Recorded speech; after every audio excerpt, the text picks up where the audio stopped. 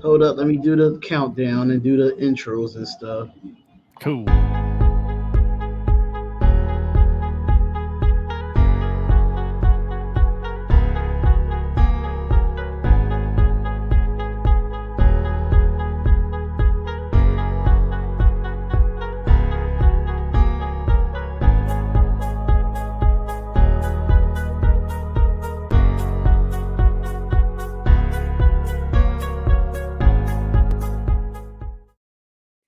Do you like the Oakland A's? Are you a fan of the Golden Knights? Do you love the Los Angeles Chargers? Do you like the Oakland A's? Are you a fan of the Golden Knights? For some reason, it's freezing. I don't know if can y'all see us in the chat? They can see us. I think they can see us. I don't know, let me but try- you got the honors, bro. Yeah, let me try. Yeah, let me try this out Do again. you like the Oakland A's? Are you a fan of the Golden Knights? Do you love the Los Angeles Chargers? Well then, my friend, you're in the right place. This is the Snake Sports Talk Show with your host, Jake the Snake Silva, brought to you by the Spotlight Sports Network.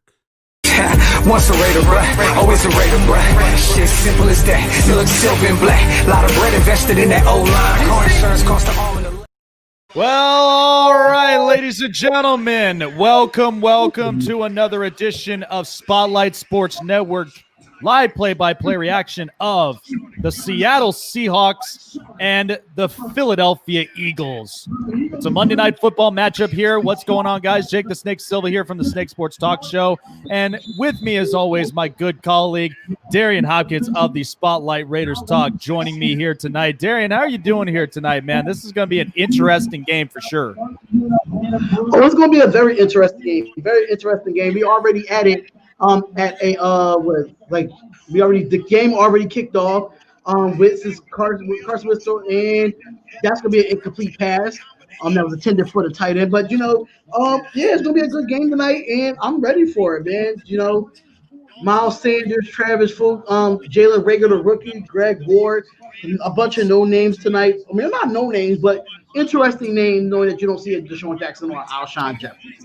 Well, and of course, too. I mean, we mentioned about it with the defense of the offensive line, different names stepping up because we know, they had been hit with a bunch of injuries all throughout this season, and it's just been kind of difficult for the Philadelphia Eagles. But they're hoping that Carson Wentz can start this game off in the right way. We know that there's been a lot of difficulties with the offense, but hopefully Carson Wentz could start something interesting tonight. I don't know what's going on with my camera. I don't know. It just went like it's blurry. Yeah, it looks kind of blurry on your end. Yeah, I don't know if it's my internet or I'm trying to use the broadband. It's just not working. I'm going to go out and come back in. All right. So taking a look at the Seattle's defense, A.J. Collier, Puna Ford, Jaron Reed, Carlos Dunlap, as they had acquired from Cincinnati, Jordan Brooks, Bobby Wagner, K.J. Wright, the longtime linebackers here for Seattle, Shaquille Griffin, Jamal Adams, Quandre Diggs, and Trey Flowers here on the defensive side for the Seattle Seahawks. 3rd and 5 here for Philadelphia. And here we go with Carson Wentz. Wentz back to throw. Throws it. It is incomplete, slipping out of the hands of Alshon Jeffrey, and that'll force a 3-and-out and 4th and 5 coming up for the special teams unit. So this is a good one-on-one matchup right up over here. Seeing Carson Wentz trying to make a throw to Jeffrey, and Alshon Jeffrey, we know, slowly trying to pick himself up after being injured the last couple of weeks. But that there was it was a good matchup. Seattle getting it done on coverage, but it'll be interesting. Yeah, so it's Three and out for the Philadelphia Eagles. Not a good start. A lot of drop passes so far. So now we got Russell Wilson coming out into the game, and this offense has been really running good. I can Oh, say. absolutely. Absolutely. I mean, Russell Wilson, they always lean on that name going, let Russ cook, and there were a couple of times that they had some games slip away, but Russell Wilson continuing to be the heart of this franchise and everything that, in Seattle's successes with Pete Carroll and the rest of the team, it's been fun to watch. And, I just don't understand this defense. Yeah, that's why. Like my dad is here; he's watching the game as well, and I'm still trying to figure out where's the linebacker play for the Philadelphia Eagles because, and it's fortunate that the Raiders, not the Raiders, the Eagles and the Seahawks got away with it. So it's going to be illegal use hands to the face. So it's going to come back for the Seahawks. Speaking of the Raiders, it was a little interesting defensive setup from there, but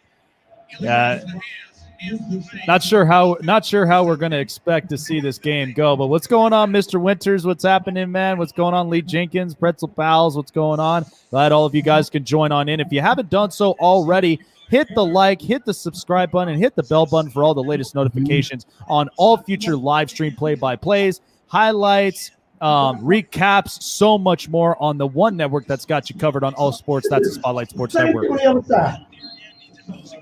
No, the funny thing is they just threw the halfback swing on the opposite side of the and that just the same thing happened. So you hear my dad go off, y'all understand why.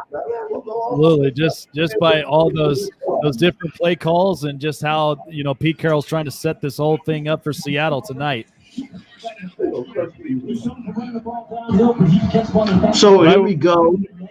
Carlos Hyde is back for the Seattle Seahawks as well in this game. So we're looking at this offensive line: Dwayne Brown, Mike Upati, Ethan Pocic, Damian Lewis, Cedric Ogbuki, Chris Carson, DK Metcalf, Tyler Lockett, David Moore, and Will Dissly is what we're looking at in the offense, right, with Russell Wilson. But I think it's a good thing that Seattle got Chris Carson back. Wide receiver slant by Metcalf. Metcalf beat Slay on the inside. McLeod came in for a big hit, but McLeod ended up getting laid on his back.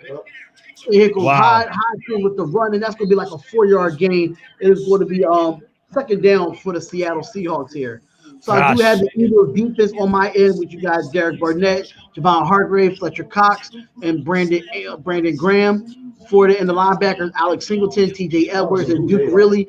My dad don't even know who these linebackers are, so that's telling you something known as an Eagles fan. You got Avonte Matters, Roddy McLeod, Jalen Mills, and Darius Slay Jr. as your secondary for the Philadelphia Eagles. Well, talk about that last play from DK Metcalf, just the strength and for him to just, after a catch, shake off that tackle and get McLeod down on the ground. Man, he is something fun to watch with this Seattle offense. Yeah, he's definitely something to watch here. So that was a good pursue. It was like a 1 or 2 yard gain on that run by Carlos Hyde. And to have Chris Carson and Carlos Hyde back up in the lineup, this is going to be very interesting how they run the football here. Well, I expect the split carries on both of them between Carlos Hyde and Chris Carson. Chris Carson, you understand, he's a guy that does it all. I mean, he runs, he catches, gets real good yardages after the catch. And then Carlos Hyde, we've known him for a long time here in the NFL, just ground and pound game. DK Metcalf is killing Darius Slay. Another slant to the inside. Slay gets beat, and that's another first down. I don't understand how you still how as a defense that you give up the inside to DK Metcalf. I don't understand it. Mm-hmm. Well, and of course, at the same time, you look at just the precision between Russell Wilson and DK Metcalf. These are real good combos with both of them. And DK Metcalf being able to space himself out right there where Darius Slay just can't get enough coverage. Very impressive on both the quarterback and the wide receiver on that play. All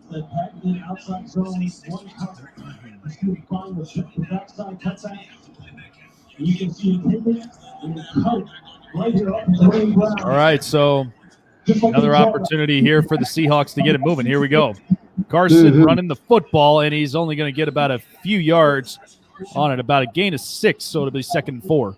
All right, so this is going to be 3rd down for the Seattle Seahawks, and the defensive line jumps off sides, and that's going to be a 1st down to Metcalf again, and Metcalf is just like, he's too strong, man. That guy is so strong. With the flag on the play, I just don't understand. You get paid millions just to watch the football. Don't listen to the hard count. Watch the ball. And you get like you learn this. You learn this as a kid playing Pop Warner. You watch the football. You learn it in high school. You learn it in junior high school. You learn it in college. Don't move into the ball moves, dog. It's just mind-boggling to me. It's very mind-boggling to me. I'll tell you one thing. I do remember those times. I mean, originally years ago, back in high school, playing as quarterback and taking quarterback reps, I remembered it was 3 straight jumps. And all it was just smart snap counts by the offense and by the quarterback to jump the defense on their heels. But you're absolutely right. I mean, the defense has to tighten up, and they got to button themselves up and just Fletcher Cox, ladies and gentlemen, Fletcher Cox gets a sack on Russell Wilson. And that is the 1st sack of the night for the Philadelphia Eagles defense. A little slip away by that offensive line for Seattle here, and just letting Fletcher Cox, and a guy who's been around in the league for so long, just find his ways to get to the quarterback and shut him down. And so nice job by Fletcher Cox to get that first one.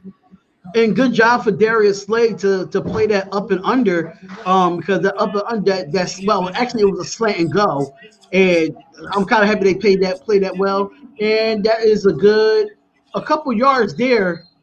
Oh, hey, we got some commotion here between Darius Slay and DK Metcalf. DK Metcalf always get himself in some issues every single week, and here goes the flag. I think, honestly, I mean, look, this is just a little bit of some smack talking football. Was still pushing Darius Slay, even though the whistle was blown. Yeah, I mean, this has got to be. Yeah, I mean, I understand it being smack talking football, but once you kind of take it over the top, I mean, look, Darius Slay missing 2 plays already on DK Metcalf, and he's just kind of showing him up. I mean, it's a little too early for that, but at the same time. You can't call that on the Eagles. Now, when DK Metcalf started that, though. Wow. Look, like he was blocking, and then that's when he stopped. And look, like he just kept, Metcalf just kept pushing after him. If I'm Darius Slay, I would have been the same way, too. Like DK Metcalf always get away with that. He got away with that last week against Arizona. I don't like the call by the ref there. I don't like the call. Yeah, I don't like that call. Look at all that rough up right there. And DK Metcalf just continuing there. Wow, that's unbelievable. It should be just offside penalty. It should be an offset penalty between both of them. But they're going to give it to the Seahawks. Wow. Unbelievable. I think right there that should definitely fuel up the secondary. Gives up the pitch to Moore. Way to stop that. Way to come up and stop that. I think that was McLeod Jr. Another flag. What's the flag now? Well, it was a good job there by McLeod to stop that play, but, now we just got to see what this penalty was on. That's a good tackle by McLeod. Please don't tell me this is on the Eagles, yo. McLeod came all the way from the end zone. 86, he missed the block, and he still got it. What was it? Yeah. Malik Jackson. Oh, wow. Oh, my God. I don't understand. Nell, you know how the Raiders felt yesterday. Yeah, I mean, I know how the Raiders felt yesterday. I'm a Raiders fan, bro. Like, I understand. I understand. They was giving Atlanta every call yesterday. every call. I So don't, know under, how it I don't feels, man. understand that. I mean, that. Yeah, that was a bad fucking play. So Malik Jackson hit with that deep. Wow. Yeah, I don't like the last two calls from these refs. I really don't.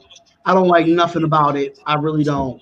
Well, I think one of them, I mean, look, you understand, the water boiling in this game. And so right now you already know the Eagles are kind of pissed off and hoping to get a win tonight. But you got to kind of strengthen yourself up and, kind of keeping yourself tightened up. There's going to be plenty of opportunities where you'll take advantage of that. But when they become costly, that sometimes, it's a double-edged sword because you're trying to do the best you can for your team without costing you some plays and games.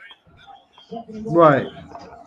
All right, so here we go. And that's overthrown by DK Metcalf and is going to be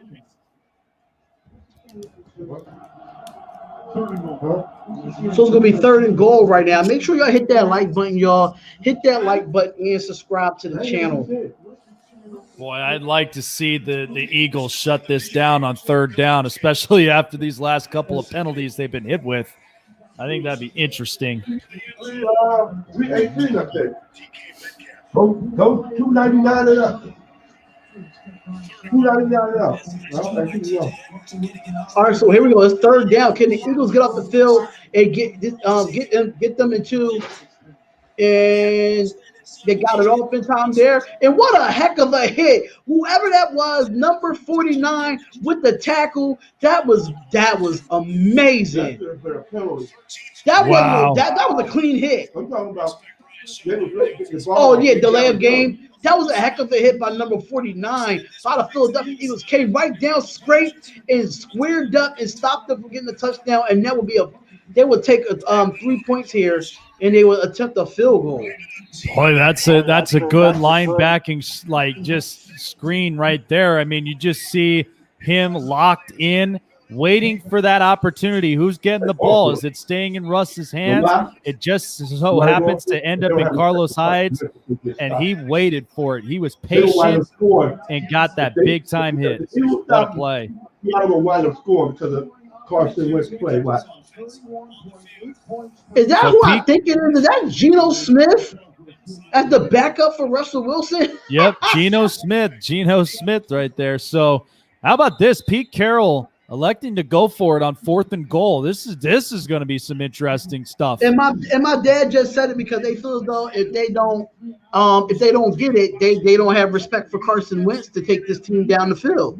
This is true. I mean, I could kind of understand this, but the Eagles got to get a defensive stop here. Yeah, this is what I'm saying. I mean, you have these 2 penalties that are hitting you, and at the same time, the only big thing you can expect for Philadelphia is a massive stop on 4th and goal. And so if they can get that done, I mean, that should make up for those penalties. That should make up for those penalties in a big way. And now that should give you some momentum on the offensive side. All right, so 4th down conversions. They are 3rd in the NFL on 4th down conversions. We got a 3 wide receiver set. We have a person coming in motion. Give it to Moore. And the Eagles get the stop. And they give it to Moore, and the Eagles get the defensive stop, and that is Barnett with the tackle and turnover on downs. Like I said, they should have just went for the 3 and took the 3 points. Yeah, can you bring me a tweet to T? I guess you could say one bird underestimated the other, and just like that, it bit them in the biggest way possible. What a stop by that Philadelphia defense. Like I said, the 2 penalties that ate them hard, they made up for it on a big 4th down stop, and now that's good. That should be confidence for Carson Wentz to get this offense down the field. Man, only for the Key in the building. What's going on, Key in the building? You should be doing this on your channel. Seriously, Key, what the hell? You're always in the building. Get up. You in the building every other time, but when it's time to do an Eagles game, you're nowhere to be found. What's going on? Right. No, I had seen Tay-Rock ended up wanting to come up on here on the stream as well. Well, just to let you know that we will have a new show tomorrow with Jay and the Bay, 49er show. It's I'll be coming on at 1 o'clock Eastern Standard Time. Hopefully my brother can get on there with him. If not, then I will be on there with him tomorrow. So make sure y'all tune into that for that 49er show on the Spotlight Sports Network. I'll tell you what, there's going to be a lot to be talking about here with, Jay and the Bay and Tay-Rock, because what now, for the San Francisco 49ers at this point, they're basically homeless. They got to play 5 weeks in Arizona. 5 weeks in Arizona. They're homeless now in NorCal. Mm-hmm. That's unbelievable. And that's crazy because of the COVID restrictions, they can't even play in a stadium no more. Wow. So they got to play in Arizona for 5 weeks.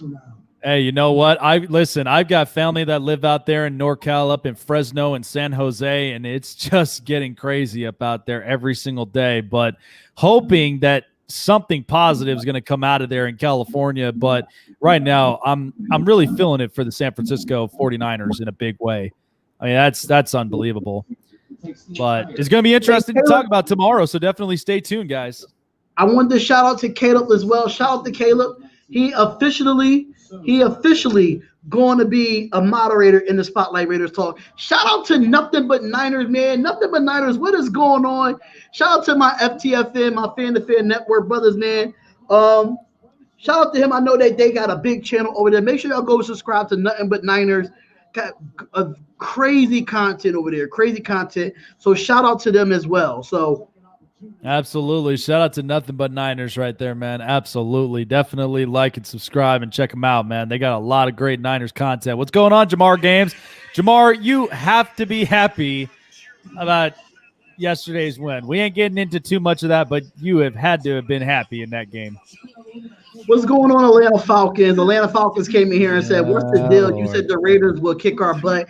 I never said the Raiders would kick our butt. I mean, kick our I never thought – I didn't say the Raiders was going to beat y'all. Kick y'all butt. I thought we was going to win. We were just asleep, man. Shout out to the Atlanta Falcons. They beat us yesterday, and we moving forward. We see the Jets. We see the Jets on Sunday. So I'm moving forward from that. So, just looking at exactly this stop earlier, I mean, DK Metcalf was trying to, at the very least, block that inside, but instead the defender kept his strength, and he was still able to stop and disrupt that offensive play on 4th down. What a nice job by Philadelphia. But that there should tell you that needs to be executed very differently on the offensive end. 2nd and 10 for Carson Wentz. Up to Sanders, and he's just getting piled on, but gets at least a gain of 2. The Raiders today, y'all. This is about Monday Night Football. I said what I had to say about that game. I'm looking forward to next week's game, this Sunday's game against the Jets. That's what I'm focused on. I'm moving forward from that bad loss. So I think we got some breaking news from Mr. Winters, but apparently the LA Clippers have signed Nicholas Batum. So we'll have more and more of that information here come the halftime show. We'll get into a little more of that. So this offense already 2 for 22 on 3rd downs in the last 3 games, a 9.1%.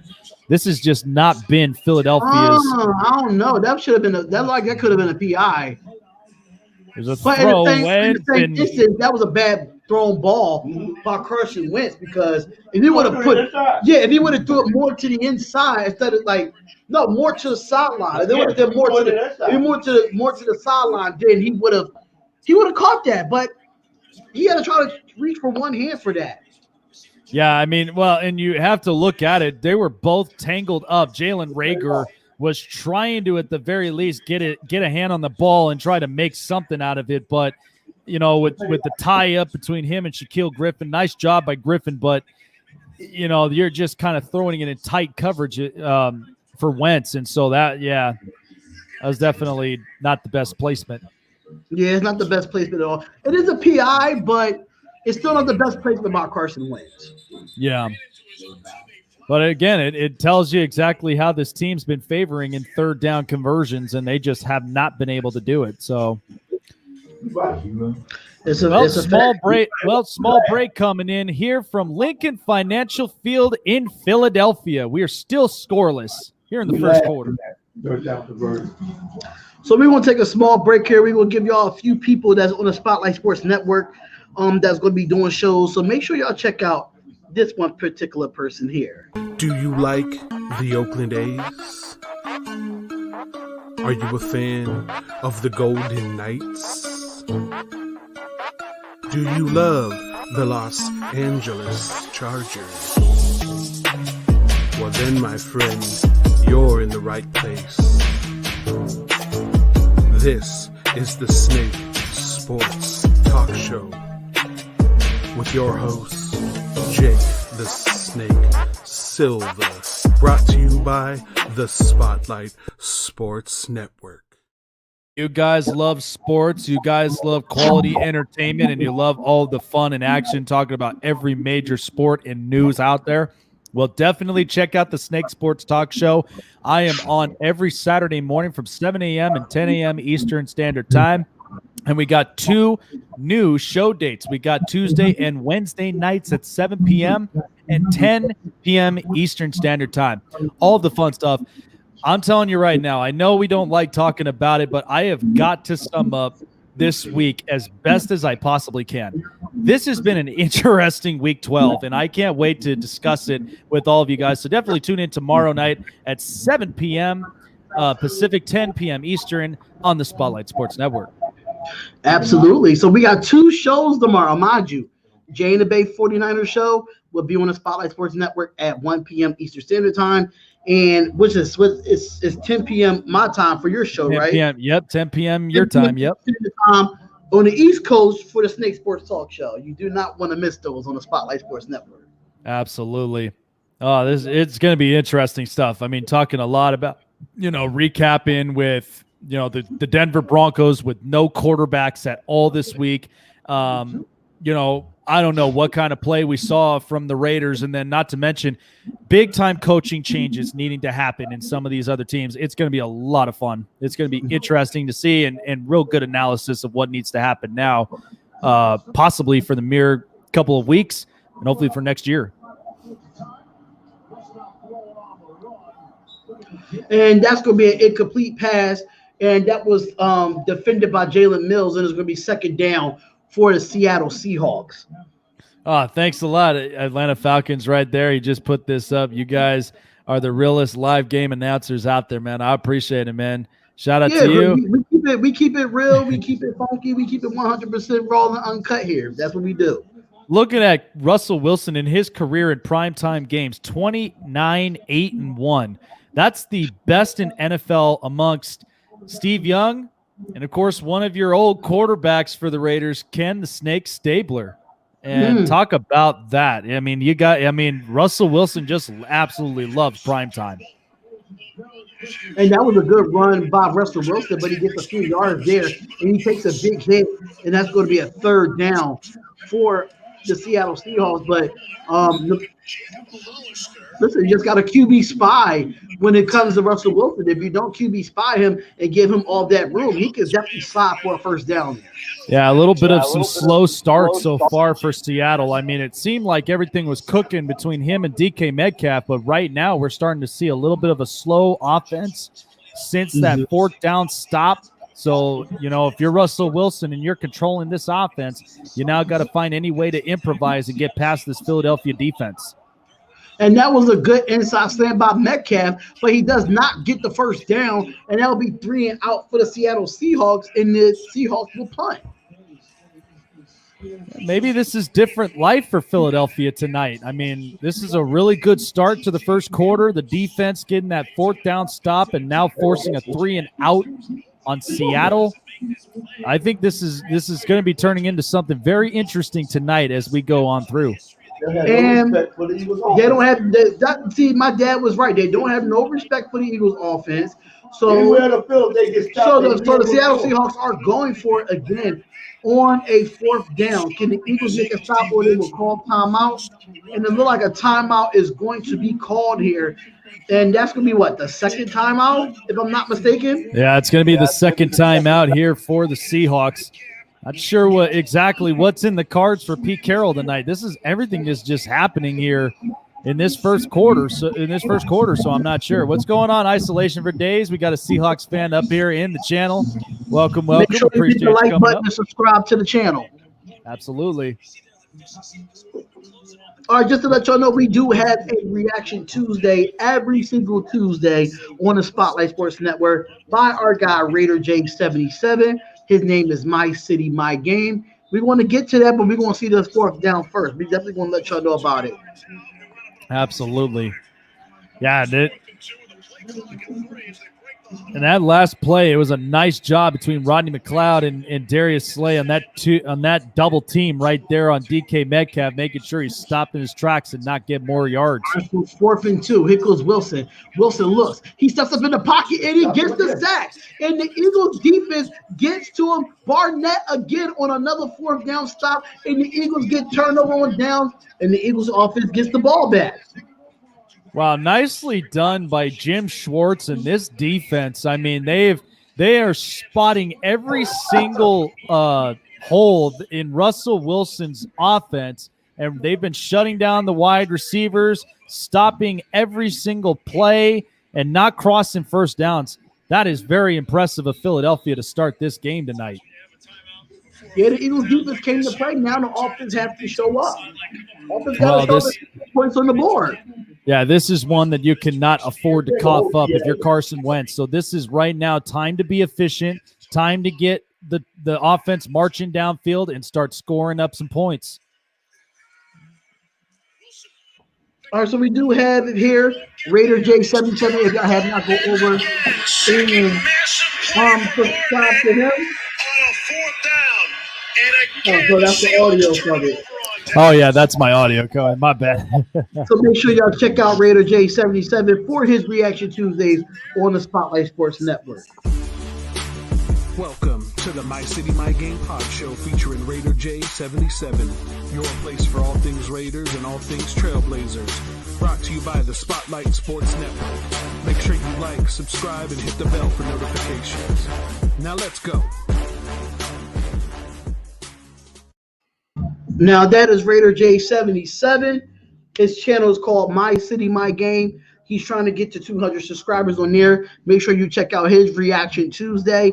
Every single Tuesday, I think it's 8 o'clock Eastern Standard Time. So make sure y'all check that out. Absolutely. We got Raider No, that J. might be 3 shows tomorrow. That might be 3 shows tomorrow because since they moved the Ravens and Steelers game to Wednesday, might be 3 shows on one network tomorrow. Yeah, I got a lot to say about what's going on with that Pittsburgh and Baltimore game. But, yeah, 3 shows right there. How about that? We got a hell of a lineup tomorrow for Tuesday. I think it's going to be fun. They will show Bo Jackson on Monday night getting that big run over the Seattle Seahawks. The Raiders. Listen, if nobody knew who Bo is, you don't know Bo like Bo knows Bo. And that right there, oh, look at that strength out of that guy. I think he's the most athletic player in football history. I don't care. Y'all can say Mike Vick. Y'all can say Lamar Jackson. Y'all can say Patrick Mahomes. Bo Jackson was that man. Oh, Bo Jackson, a guy who could do it all, playing baseball, playing football, and literally like top athlete right there. I mean, you talk about – I don't think there's no Thursday night football, Key. No, I don't think there's a Thursday night football. They haven't announced.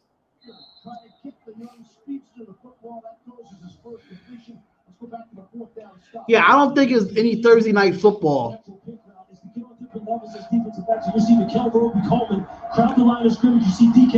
But that's heck of a coverage by the Eagles defense. And mind you, Tyler Lockett don't have any targets here. Yeah, no targets so far out of Tyler Lockett, and he's starting to get quiet from up over here. And so let's see. It'll be interesting to see how Seattle's offense really kind of adjusts from here, but they're going to need to get everybody involved. Listen to this shit. What the heck just happened? Everybody on the offensive line moved but Kelsey. Kelsey, you're the center. You didn't hike the ball, bro.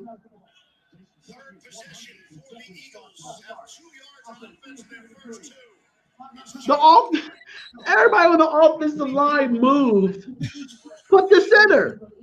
Oh man, a little miscommunication. I'm not giving them that. That's just. Hey, I've seen a lot of offensive linemen who do that, and they're just like, "Well, I'm not moving. I'm frozen right now." All right, so here we go. Here goes Carson Wentz in the shotgun, 3 wide receiver set. And here goes Wentz. Wentz plays the hand fake, and he throws. He goes deep down the field, and it's deflected. I don't understand the throw. Like, why? That was a poorly thrown ball. Terrible. He had him wide open. Oh, man. He threw that a little bit. He threw it too late. Yeah, this is why the Eagles fans are done with Carson Wentz. Well, they're done with, I mean, well, and again, I mean, and the real question. That could have been a personal foul or roughing the passer. They didn't call that either. Yep. Yeah, right now, a lot of these penalties right now are getting called on their own home field, and this is just one that Philadelphia is just not happy with right now in this game. And that is going to be a sack. I see why the Seahawks are going for it on 4th down. They don't believe in the Eagles offense. So I don't know who that was. Oh, it was a stunt. It was a stunt call, and they just went inside. And whoever was number 73 was, he should have read out that stunt. He over pursued and tried to double team 94, and that didn't work out. He was way there to go get it. Yeah, and looking at Carson Wentz getting hit right there, right on that late hit. But yeah, right now there's just too much push and pressure right now happening with this Eagles offense. Right, this Eagles defense stopped them on a 4th down, back-to-back drives, and the Eagles offense have nothing to show for it. You know what this looks like? The Raiders and Falcons last night. That's exactly what it looks like. We have so many 3-and-outs against the Falcons, and look what happens. Our offense stinks. 6 points. Yeah, we scored out a damn near a touchdown. Jeez, I tell you, I already had my fits in the 4th quarter with the Chargers and Bills, man. How do you get 3 takeaways and only settle for 3 points? That doesn't make any sense whatsoever. And sometimes, you distinguish with the offense and the play calling. You blame the quarterback, or do you even blame the coach with some of these play calls? Man, John Gruden could kick rocks with that offensive play calling yesterday. It was terrible. Terrible play calling. I couldn't deal. I could not deal with it. I could not deal with it. No, I neither could I. That kind of play calling is just wow. Words could not express that at all. Like, that was just not good. Like, that was just terrible football played, not a whole lot of adjustments, and just the offense really just couldn't generate anything. I don't know what that was. But of course, yeah. Oh, go ahead. But of course, if you want to end up checking out everything while we got the Philadelphia Eagles playing the Seattle Seahawks, there's one place where you can find all Philly contents. That's Eagles, that's Phillies, that's Flyers, and that's also the Philadelphia 76ers. Check out our good colleague, Key. She's always in the building. Check it out.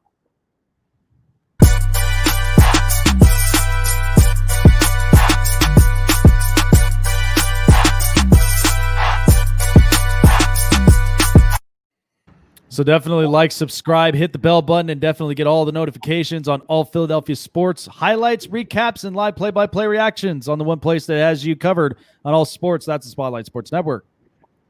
Absolutely. And just to let y'all know, it will be a new intro for Key in the building. So hopefully we'll probably get that up on the StreamYard for y'all so y'all can see the brand new intro. So we got the copyrights. We can't have the commercials playing. They will give us a copyright strike. Yep. So NFL Trailblazers, they showing Reggie White right now. Yep. Football to the Hall of Fame in 2006. Don't forget about Randall Cunningham right there. I used to love watching him play. And think about this. Randall Cunningham, a former UNLV Rebel. Mm-hmm. Rebel faithful, man, in Las Vegas. And they do got his number 92 retired in Philadelphia. So here we go. We are back with the game. And here goes Russell Wilson, and he hands it off to the run. And the Eagles are stopping this run game, knowing that the Seahawks have a 1-2 punch in Chris Carson and Carlos Hyde. They're actually stopping his run. And Derek Barnett, 33 sacks at the University of Tennessee.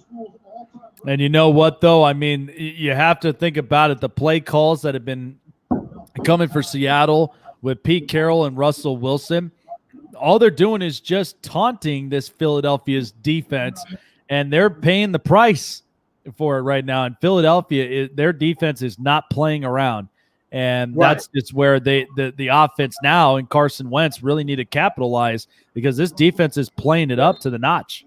And the Eagles are playing good defense now. They're pressuring Russell Wilson, and they're doing everything they can to stop this offense. And that was an incomplete pass. And now this could be a third down where Russell Wilson and this offense can probably go for it on a fourth down again, because they don't respect the offense. But this defense is playing well. I can give the Eagles credit on that. Yeah, much better adjustment. I think we kind of anticipated seeing, a defense play like this. I mean, with the amount of corners and safeties, but also Fletcher Cox in the front line, they've been playing very impressive tonight.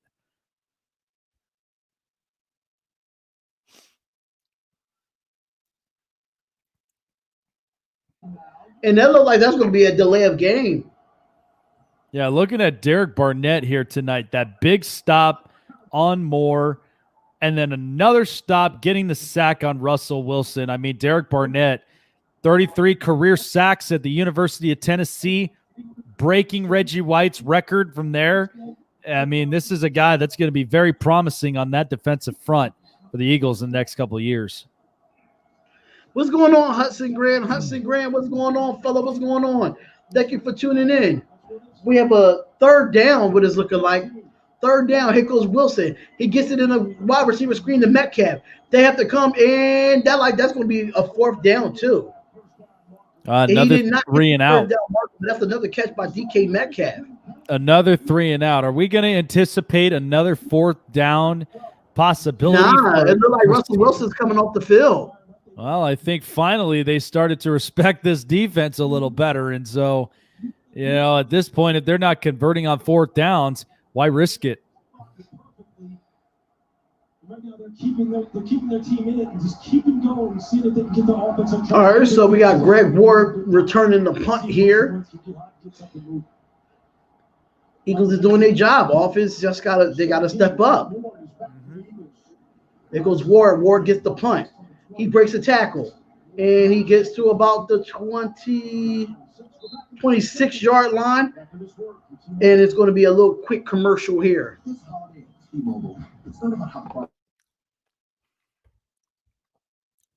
Yeah, how about that? The defense really stepping it up big time here against Russell Wilson and the Seahawks, and then forcing another 3 and out to them. This is yet again where the offense has to take advantage of it, and a great impressive play schemes by Jim Schwartz and the defensive coordinator tonight. Are we in the second quarter, Jake? Oh, no, 15 seconds left in the first. My bad. Yeah, we're almost there. I think they're just going to run the football here, and then we see. Oh, I finally do. I see Alshon Jeffrey suited up. Yeah, he played. He dropped the ball. Oh, he dropped that first pass for the first down. Scrub.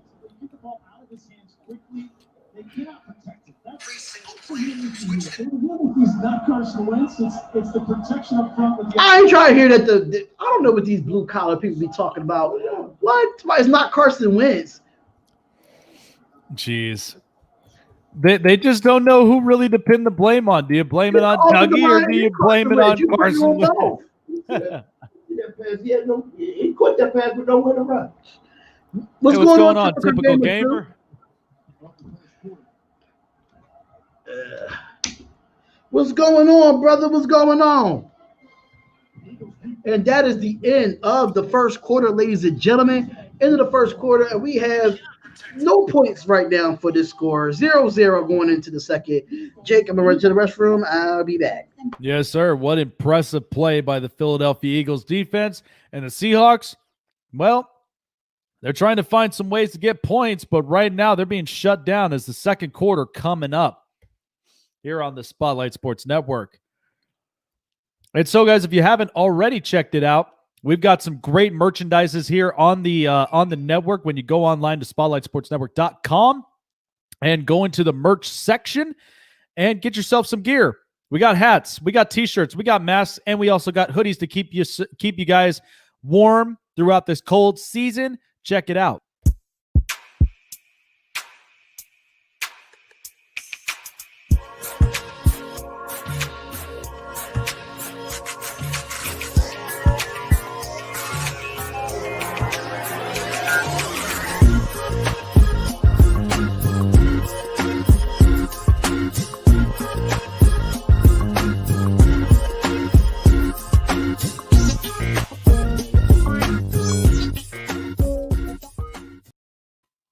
So there you go. All of the latest stuff here on the Spotlight Sports Network.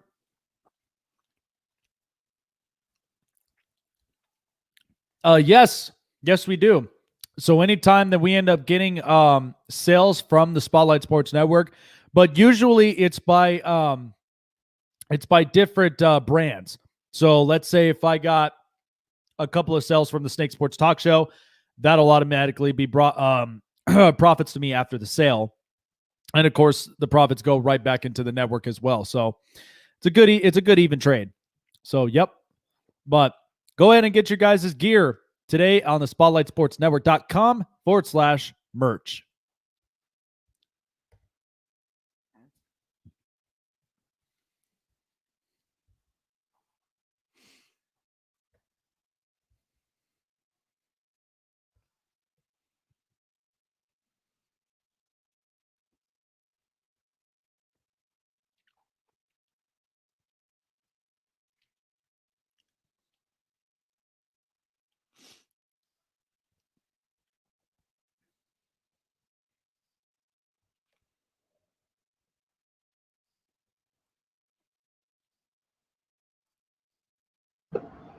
Do we both? Did you answer that, Jay? Yeah, I answered that.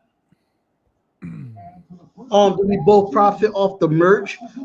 We do in some sorts, but we try to put it most back into the network to give y'all better quality, man. Better quality. And he said, "Bless, I'm going to support." Absolutely, man. Thank you so much, Hudson Grant. We appreciate it. More offensive alignment on the offsides. Jalen Hurts is in the game. All right. Jalen Hurts is in the game, ladies and gentlemen. Well, do we expect something to hurt here in this possession with the Eagles? I think this is going to be interesting to see Jalen Hurts coming out.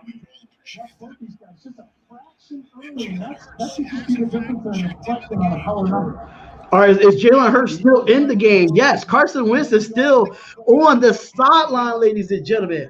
First snap of the season without Carson Wentz on the field. Let's see what Jalen Hurts can do here. He's in the shotgun. And he throws.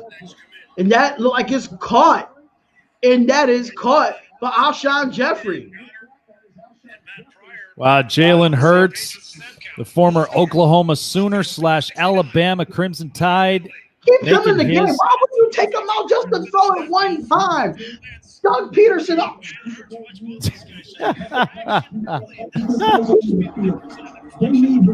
Alshon Jeffrey got his first catch of the year with a backup quarterback, and you put the worst quarterback back in the game.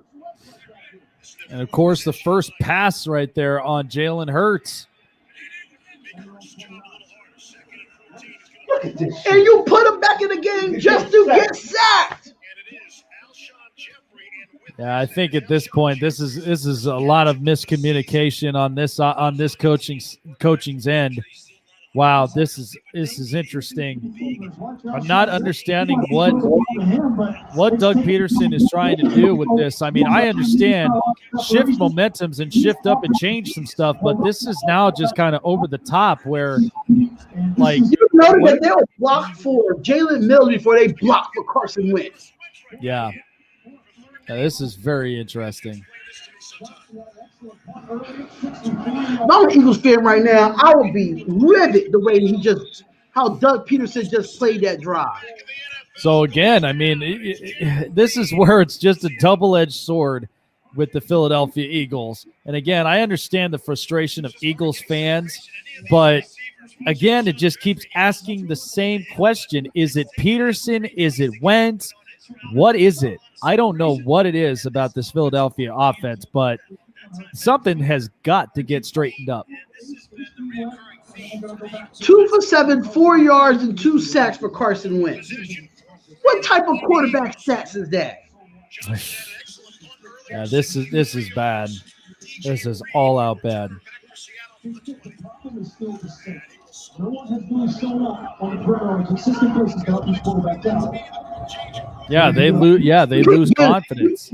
And this is my problem with ESPN. Like, you keep blaming the quarterback. I mean, you keep blaming everything else but the quarterback. Like, yeah, receivers this, receiver that. But you lose if you've seen it on that down. Alshon Jeffrey was wide open. He got the ball out of his hands quick.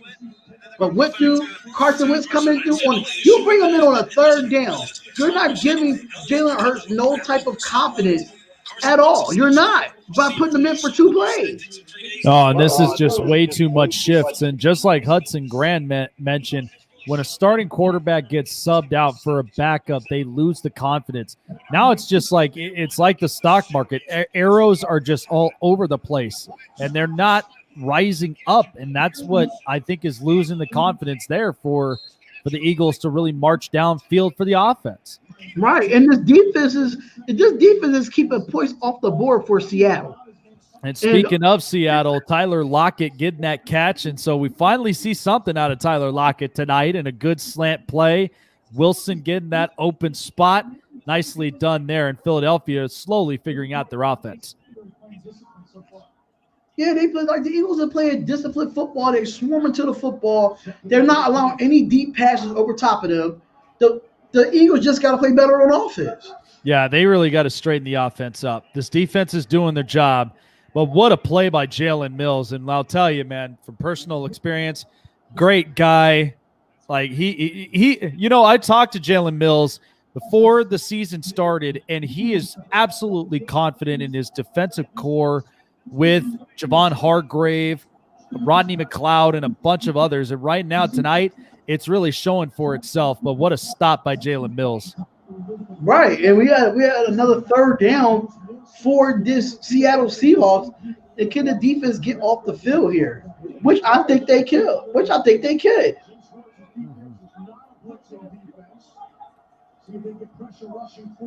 All right, so and here goes, and it's thrown deep down the field, and it's caught for Metcalf.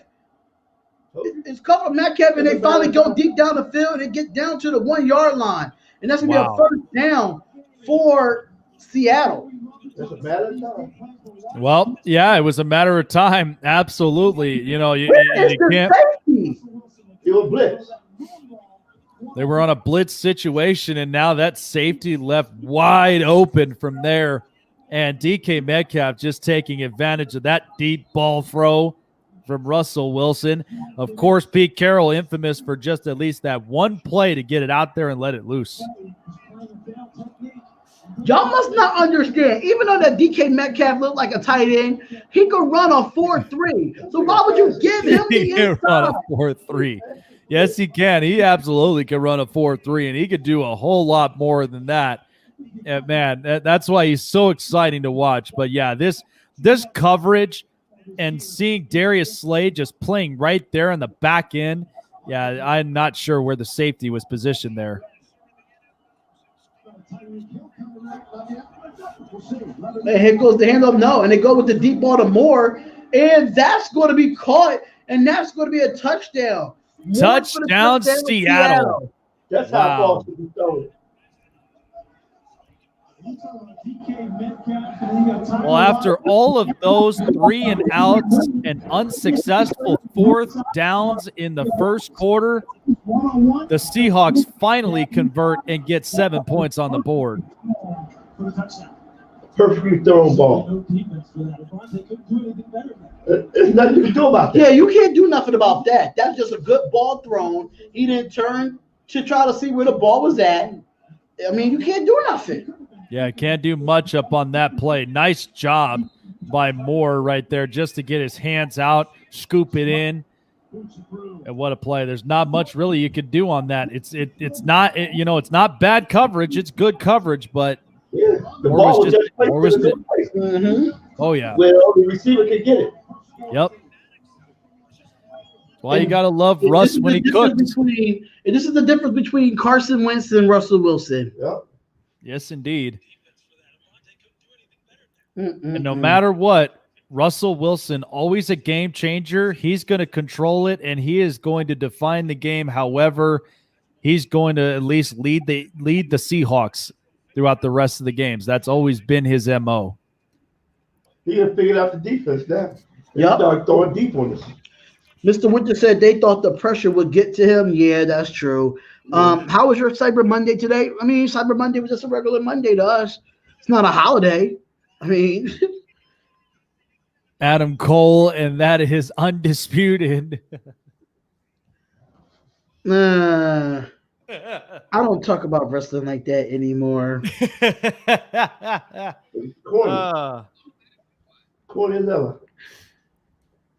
It's getting more scripted by the week. Oh, Lord. I don't know. Sorry to say. Hey, I'll tell you what. Nothing was scripted on that Jake Paul knockout on Nate Robinson that Saturday night. Oh, man. That's for real. I looked at that, I'm like, oh my God.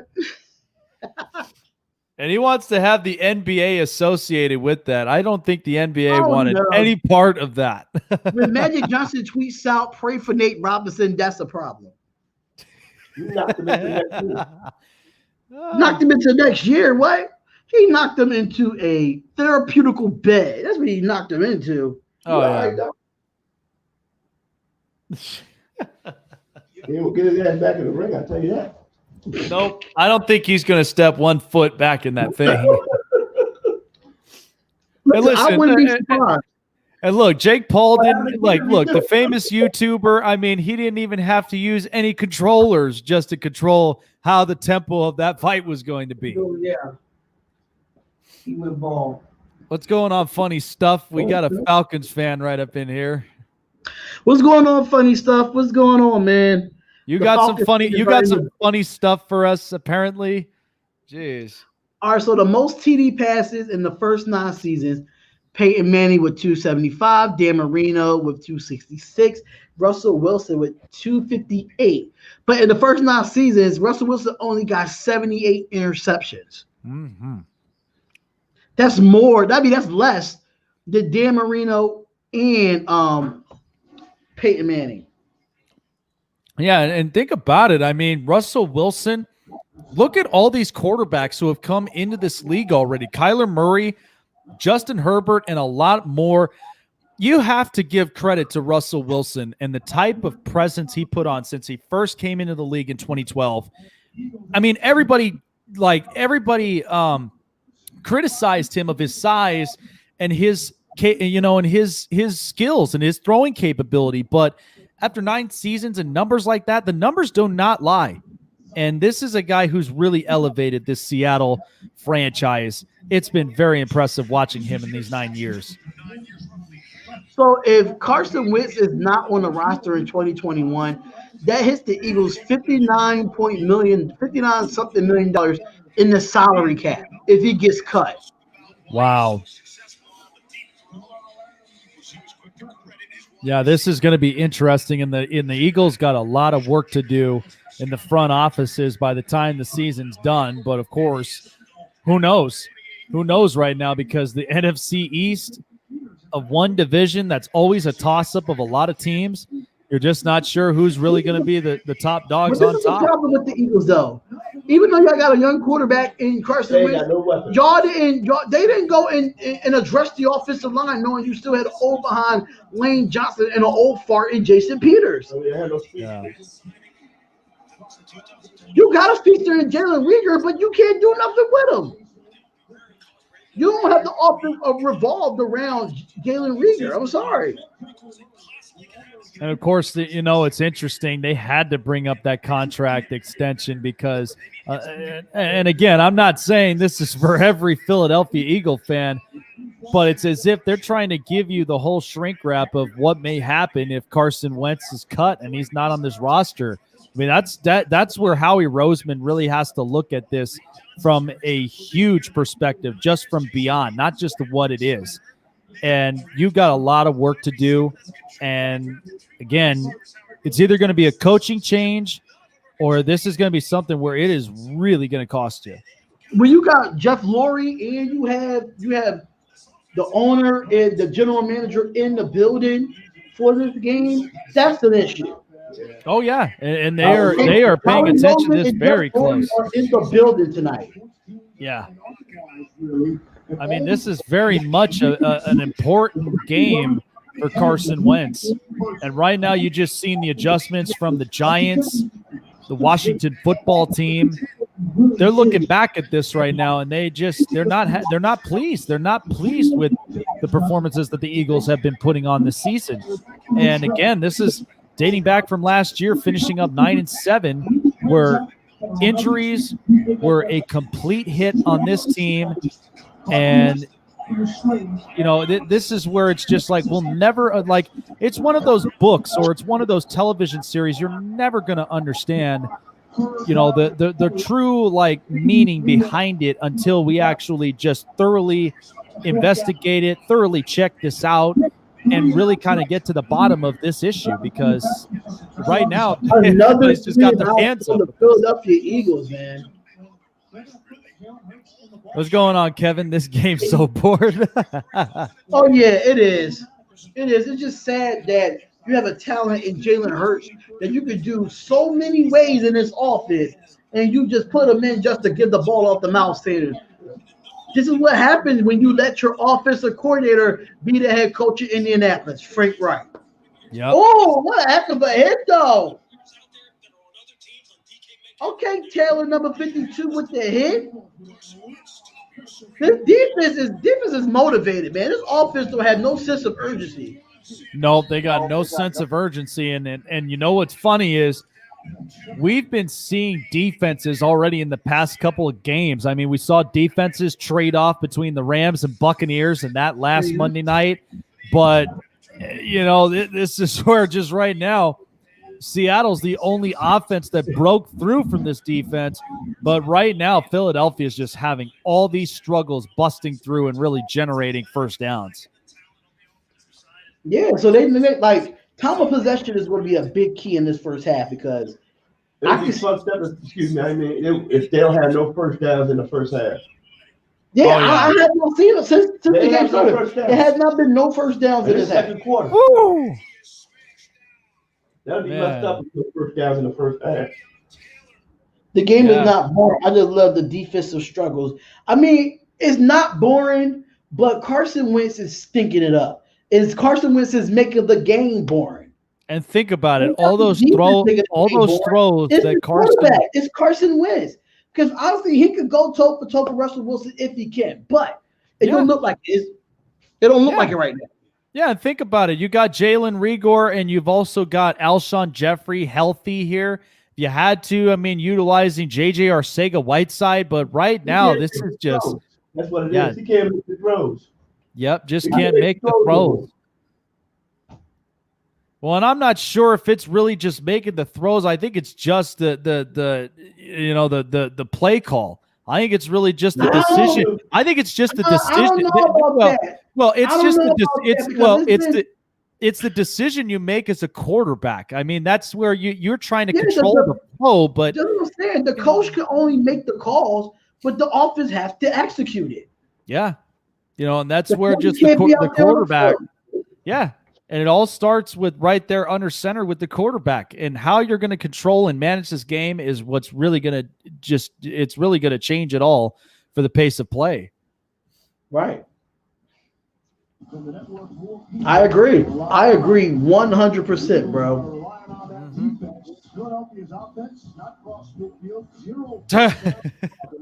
We just said that. Oh my God, we just said that.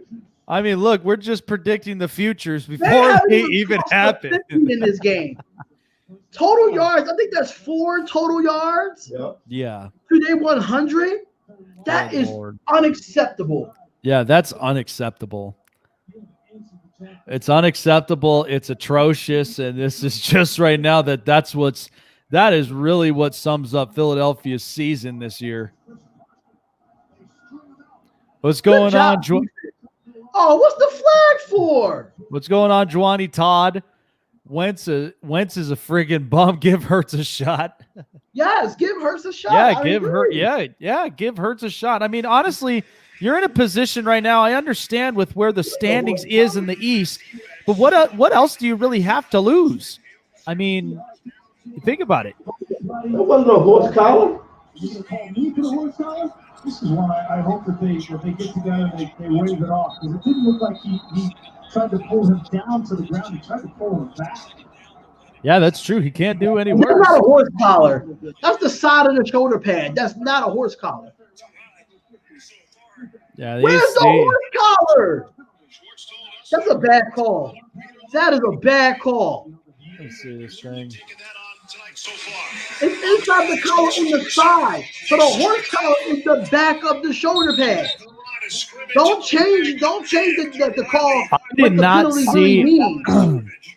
I did not see the neck snap back on that play at all.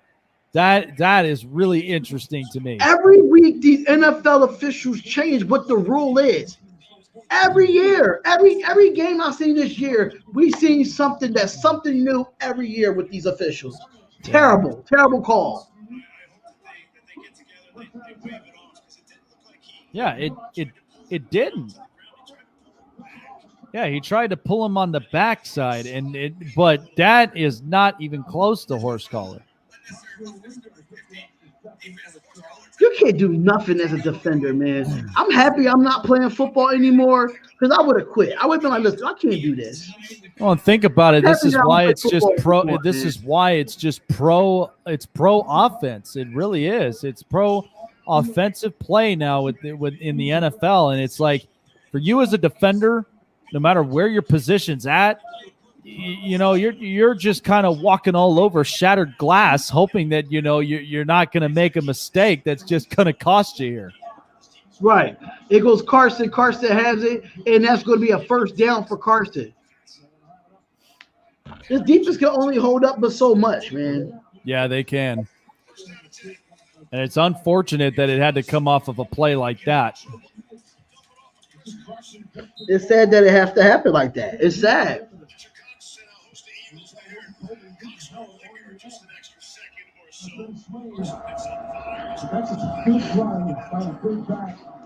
Make sure y'all come on in and hit the like button, subscribe to both channels. Well, all three channels that's live right now. All right, so here we go. Carson Wentz. Russell Wilson. He rolls up. Hole right there. And he throws it away. And that's gonna be out of bounds. And what's the flag? Yo, they're not letting the Eagles compete here. They're not. Yeah, and surprisingly, in their own home stadium in Lincoln Financial Field, this is really interesting how this just this pace of play from the officials. Let's look at this. I didn't see that. All right, illegal contact on Slay. Let's see. It's past 5 yards. What? There's nothing to call illegal contact.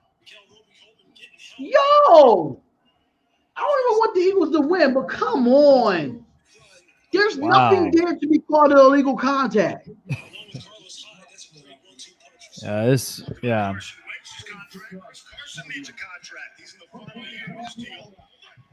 Golly. It goes to handoff, and they give it off to Carlos Hyde, and he gets down to about the 25-yard line. I don't understand that at all. I don't get it, man. I don't get that call. And it's not like there's anywhere that he's roughing him up. He's not even grabbing him. Like he didn't even grab him. Another defensive penalty against the Eagles.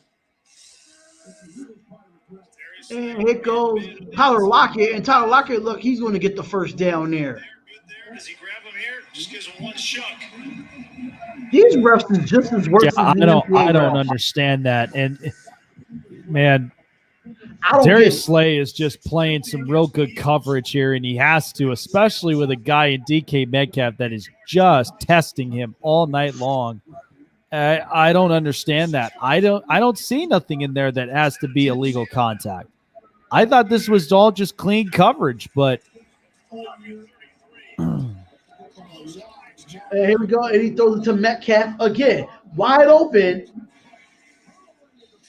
And he hurled over the defender, and it's going to be a first down for Seattle. Wow. Darius Slay is playing too far back on a DK Metcalf. But I can kind of understand why, because he's the type of guy, you know. oh yeah, Darius Slay definitely needs to change this up. Playing too far up on him and just allowing plays like that to come up. Yeah, he is a man amongst boys. He is. I can't lie. He is. Yeah, he is.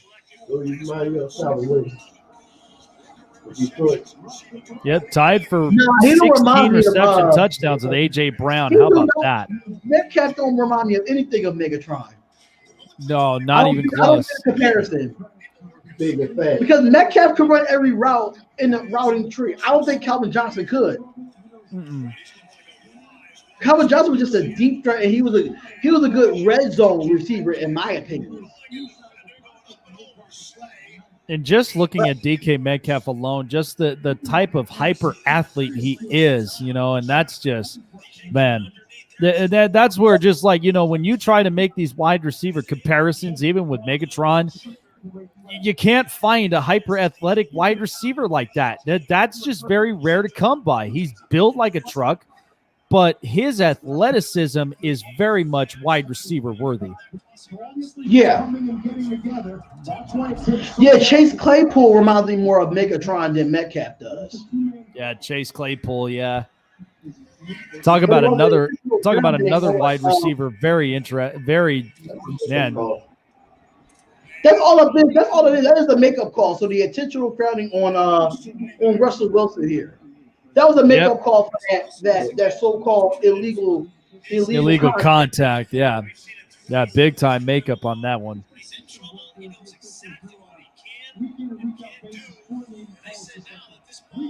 All right, so here we go. Second down and goal for the Seattle Seahawks.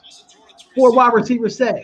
Hand it off to Carson. Carson gets it. He runs around, and he's going to keep pushing, and he gets in, and that's going to be a touchdown. Touchdown, Chris Carson, and he drags a few people into the end zone. And Chris Carson, man, did Seattle miss him? And how about that? Getting in that touchdown after being hurt in the last couple of weeks, and Chris Carson making it up in a big way. You see, this is the guy. This is why Pete Carroll is so excited. Really love that. Because he brings that extra physical presence that makes this offense all the more multiple. He just not like. Of officials and calls like that. You know, legal man downfield is another example of that, but it's impressive what the officials do on a week in and week out basis, coordinating calls just like that. 3 teams are out there, you know. The officials don't get any home games either. Second down and goal. Now Jake is probably trying to see the play. Chugging it all the way up in. So we have a 14-0 lead. 14-0 lead over here in Philadelphia. We have 4 yards and no first down. 4 yards and no first downs, and halftime is about to be here. Yep. Well, what can the Eagles do before the half? We'll just have to wait. We'll just have to wait and see. 14-0. Seahawks leading the charge. Hold on one second, man. I got to calm down real quick. All right, that's absolutely fine. So Jake is going to calm down real quick. So before we get into any of that, we do have a few things you want to do. If you're into all Chicago sports when it comes to Bears, Bulls, Blackhawks, Cubs, even White Sox, anything that's Chicago Bulls or WWE wrestling, all wrestling content, make sure you try out MalcGoolie over at the Goolie Zone. Check it out right here.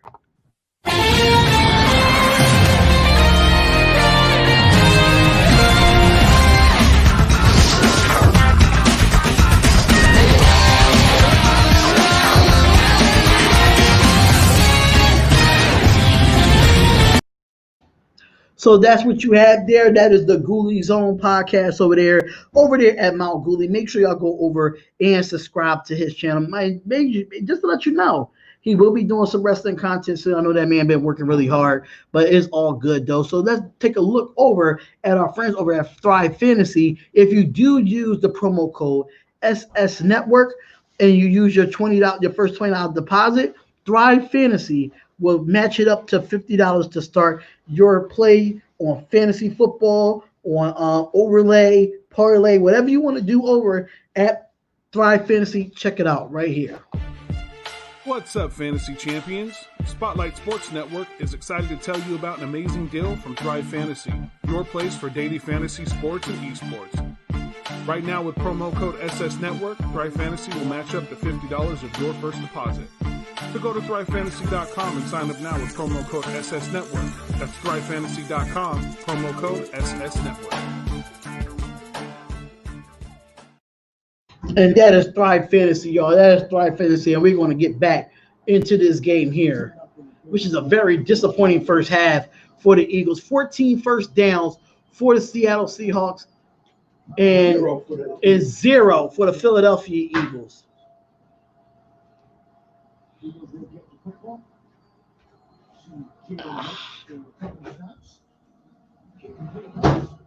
All right, so here we go.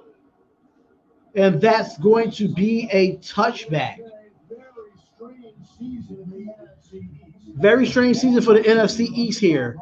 We have 4-7, 4-7 for the Washington football team, 3-6-1 for the Philadelphia Eagles, and 3-8 for the Dallas Cowboys.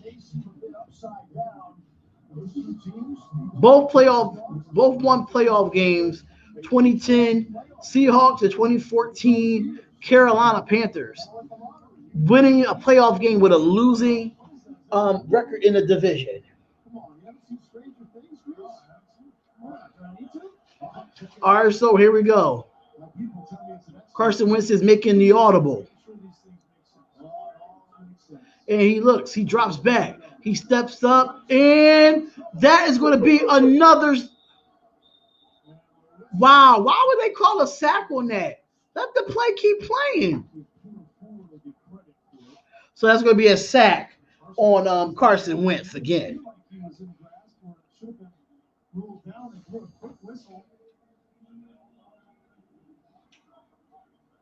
I don't understand why he didn't step up in the pocket right there. And here goes Wentz. Wentz drops back. He looks, and he's going to run with it. And he's going to run, and the Eagles got a first down and a good run by Carson Wentz. The first down of the half. Keep Carson Wentz in a rhythm. Pocket is good. Jamal Adams had the best shot to catch that football, and he plays for Seattle. These are the kind of throws right here to watch this. Look at this pass. Let me see this pass. Watch this pass. He's right there in his line of sight. You got to pick him up. You got to get that ball out. That's got to be a completion and a big play. I don't know why he pump fakes so much. It's going through the reads. And believe it or not, talking with Doug Peterson this week, so we need to get back to the fundamentals of going through reads and progressions. And that progression starts up the seam against a single high safety. All right, so here goes Carson Wentz. He looks, he throws, and it's caught. And that's caught for Boston Scott. Close to the first down marker. Okay, that's fine, Key. That's fine, kid. They're trying to go a little bit up tempo here, which I think is a good idea. It gives a little bit of Carson with some momentum.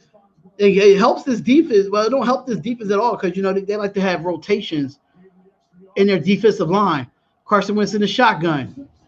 Carson Wentz drops back. He looks. He throws. And I mean, it was good coverage, but it was just overthrown. Intended for Ward.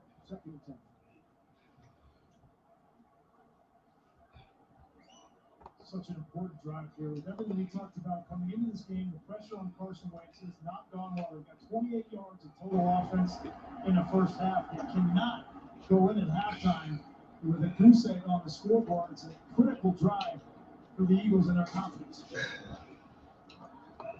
All right, so here we go. The Eagles still have not crossed midfield. And the Eagles still had not crossed midfield until, let's see, right now, Scott comes in motion, fakes the handoff, give it to Rager. Rager has it, and he's going to push, and he's going to get a few yards there. It is going to be a manageable third down for this Eagles offense.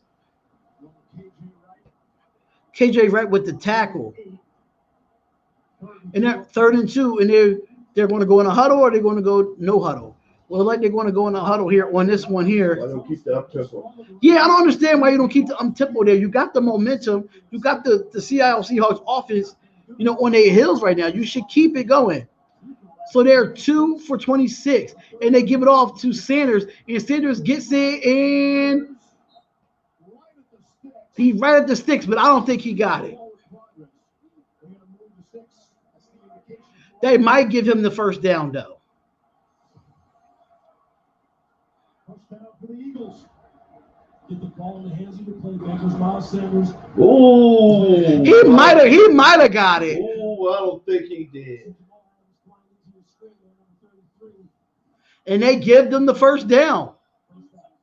And here goes Wentz. Wentz looks. He's looking. He throws. And that's on Miles Sanders. That's not even on Carson Wentz. I can't even be mad at Carson Wentz for that, but there's a flag on the play.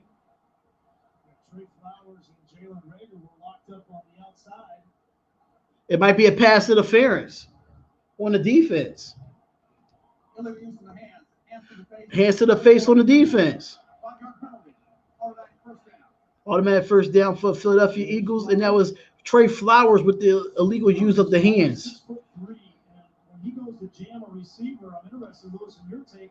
When you jam a shorter receiver like that, your hands are going to be higher on the frame and get in the face mask. All right, so first down for Philadelphia. Make sure you hit the like button and subscribe to the channel. Here goes Carson Wentz and a 3 wide receiver set. My God. And a bad snap. And he tries to throw it away, and there's no intentional grounding there, and that's on Kelsey. The last 2 plays. No, that went right through his hands. No, it was a high snap, Dad. That was a high snap. Look.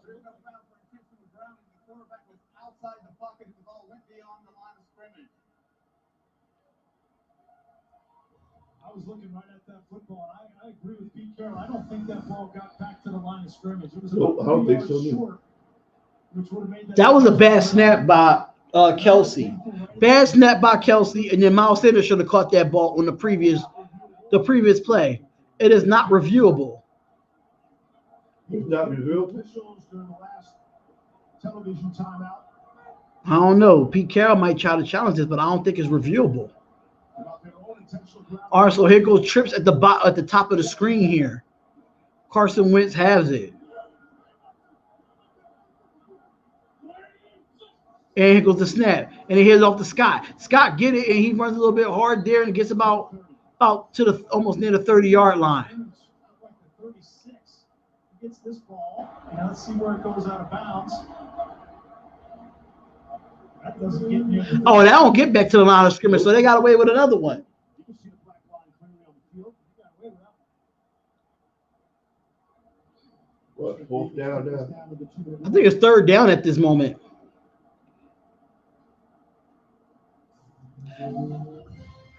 All right, so there we go, and here we go. Like it's going to be I might be at a 2-minute warning here. What channel is that? What channel I'm on now? It's ESPN. No, I'm talking about football. What you mean? What channel is it? It's with the number channel. Yeah. Um, 6. no, Uh, it's ESPN. all right, go down one. You can see the score. All right, cool. You wanted that? You wanted that big? Yeah, that's Okay. fine. It's All right, keep fine. it back. Where you at then? It's fine. No, I just thought you wanted to see the score. I didn't know you. Yeah, had I that. just want to see the time more than anything because I mean All the right, score just is put it fine. back. It don't matter. I don't know what Jake is going on, man. I know he's pretty busy here, but leaving me kind of chilling here. What's up, everybody? What's up? So we are at a 2-minute warning right now for this Philadelphia Eagles versus Seattle Seahawks. Just to let y'all know, if y'all into Raiders content, make sure you check us out every Monday. I'll probably have a show on Wednesday, possibly, and Fridays for Raiders content.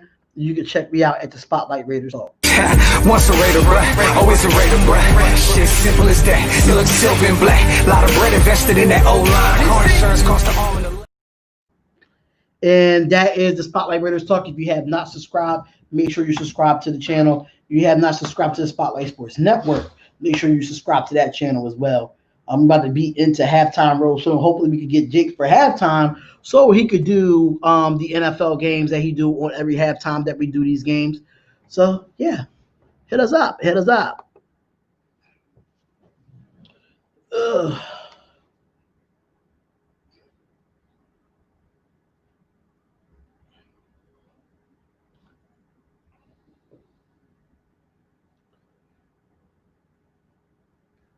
Oh, they showing Justin Herbert, Jake. He probably nowhere to be found right now, but they showing Justin Herbert. That guy, that kid is playing well though. I can't even, as a I can't even be mad. Yeah, rookie too. Right, he's playing really good.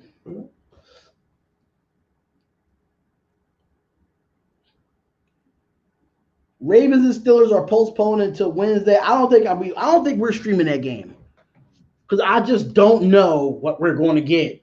Like it's going to be another one. But here we go. It's 3rd and 5 for Carson Wentz. He's in a shotgun with no protection in the backfield, and Wentz drops back. He steps up and he's going to run. And he runs over a safety, and that's going to be a first down for Carson. Now we're seeing some heart out of him in some sorts. Can they get into the end zone?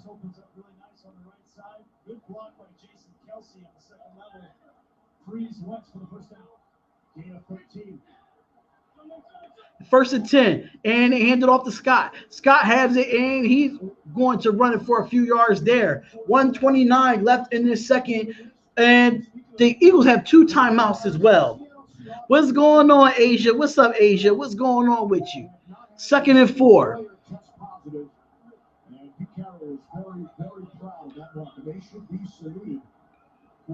Second and 4 for Carson Wentz.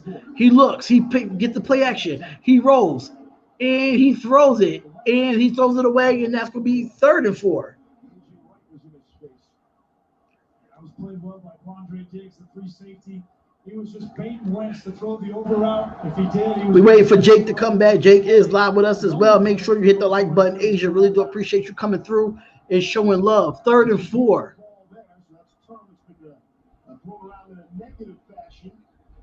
Regarding Wentz here in Philadelphia, 3rd down and 4. Doug Peterson said, quarterback doesn't have to wear the cape all the time. And he played with one. I think he was referring to Brett Favre. 3rd and 4 with 1:04 left in the second. And they hand it off. And they give it to him, and that's going to be a first down for Miles Sanders. And 59 seconds left in this second. And that's a good run by Miles Sanders. First down, Philadelphia. Yeah, I know, Asia. The Raiders did not show up at all. They did not show up at all yesterday. It was bad. It was really, really bad.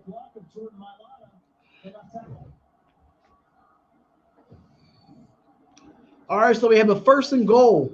1st and goal. I don't understand why they're not using their timeouts, though. Like, I'm not understanding this. You have 2 timeouts, and you let the clock run all the way down. 1st and goal. Here go the screenplay. And they push, call a timeout now. But I don't understand. Like you got the first down with what 58 seconds left. You run. I can't even get the words out, man. They took too much time off the clock. They took too much time off the clock. You got 2 timeouts. You get the first down with 58 seconds. 58 seconds. Passing yards per game in NFL history. And total yards per game with this matchup would be the third most in NFL history, better than only the 2012 Saints and 1950 Baltimore Colts. I don't understand the Eagles. I don't understand their philosophy. Frankly, for the last couple of years with these Seahawks, and they didn't get Clowney back. They bring in Bruce Irvin. They wanted him to contribute. He gets hurt. I know he's losing it. I know he's losing it. Clock management is terrible down the stretch in the second half. Clock management is terrible. Second and goal. 17 seconds left in the half. And that is a touchdown. Dallas Goedert with the touchdown.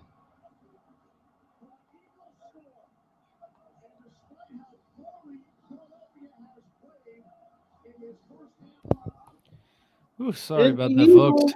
Score. All right. Back up on here. I got it, Jake. But the Eagles score. Eagles finally scored. They finally scored 7. Yeah, they finally scored 7 due to the fact that I didn't like the fact that they they took too much time off the clock, but it paid off.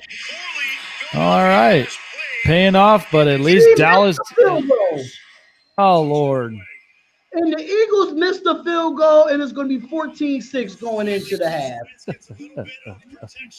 Jake Elliott, you should be fired, bro. I mean, hey, I feel Philadelphia's pain when it comes to Jake Elliott, and then when it comes to Mike Badgley, like it's a good snap, it's a good placement. It's just Jake Elliott, man. He has to have your name, Jake. Oh my God. You got to have my name just to make those solid field goals. Oh, Lord. Money can buy you all sorts of things, but it still can't buy you a kicker. What, no 2-point conversion? Yeah, no 2-point conversion. No. No 2-point conversion from here. Oh, wow. What a play, though, by Dallas Goedert, and especially utilizing his size. And finally, Carson Wentz just getting that ball through. Nicely done by Goedert. All right, and it's a touchback, and we got 12 seconds left in the quarter.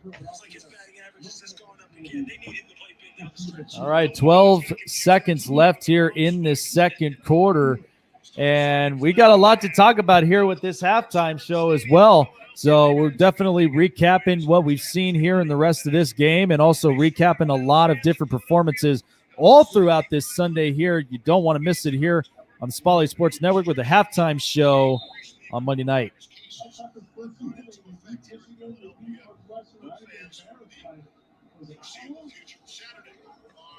All right, so they like like Russell Wilson in this office is going to take a knee and go into the half. And check it out as well for Saturday's action. Ohio State taking on the Michigan State Spartans. Number 4 Buckeyes really getting it done here with Justin Fields. And we'll see exactly how the performance will go. Ohio State, Michigan State. Be interesting to watch here. All right, Jake, I'll be right back, bro. All right. So as we're here upon halftime, it's 14-6 Seattle as both defenses trading off. But the offense for the Seattle Seahawks really getting it done here as they lead 14-6 in the half. And taking a look at both stats from here on both teams. Seattle leading it on the passing in the total yards, 194 against 74 on Philadelphia. And the passing yards is only about 15 for Philadelphia and 147 for Seattle. So this is just where the passing is just so flat right now for Philadelphia. But the rushing yards, they're on top of it, 59-47. But this is where I think Doug Peterson and the rest of the team, they really got to get together, and they need to end up reshaping this big time. They need to get better at passing, and they need to get much more efficiency, because right now this is just way too much sloppy play. So in the third down conversion, Seattle 40%, with Philadelphia at 37% here in this game. So this is where it really has to adjust from here. So, but let's take a look at all of Sunday's actions. And actually, we're going back here to Thursday's matchup on Thanksgiving. The Texans taking on the Lions, as Deshaun Watson leading the yard and exposing this Lions team. 41-25, Texans improved to 4-7, while the Detroit Lions continuing their horrible record at home. And with that being said, General Manager Bob Quinn and head coach Matt Patricia, both of them are gone. Detroit has had enough, and so they're going to be expecting new general manager and head coach as well at the helm. Washington football team on the road in Dallas. Alex Smith getting the nod, but it wasn't just him who took the spotlight. It was Antonio Gibson on the run. Gibson with the most rushing touchdowns in 3 by a rookie on Thanksgiving since 1948. Washington dominating the Cowboys 41-16. Raiders at Falcons. And the Las Vegas Raiders, who have been on a hot streak so far, they're coming off of a big-time yet fun and exciting loss against the Kansas City Chiefs, hoping to build upon that and get another streak going. But the Atlanta Falcons, the defense exposing Derek Carr and a lot of turnovers on the offense. Falcons win in a big way, 43-6. That's the most points scored since week 9 of 2016. Dolphins at Jets. Tua out here with a thumb injury. In comes Fitzmagic. Ryan Fitzpatrick, a beautiful pass right to Mike Gesicki, and the Dolphins improved to 7-4. Their playoff hopes are still alive, while the Jets drop down to 0-11 of the season, 20-3.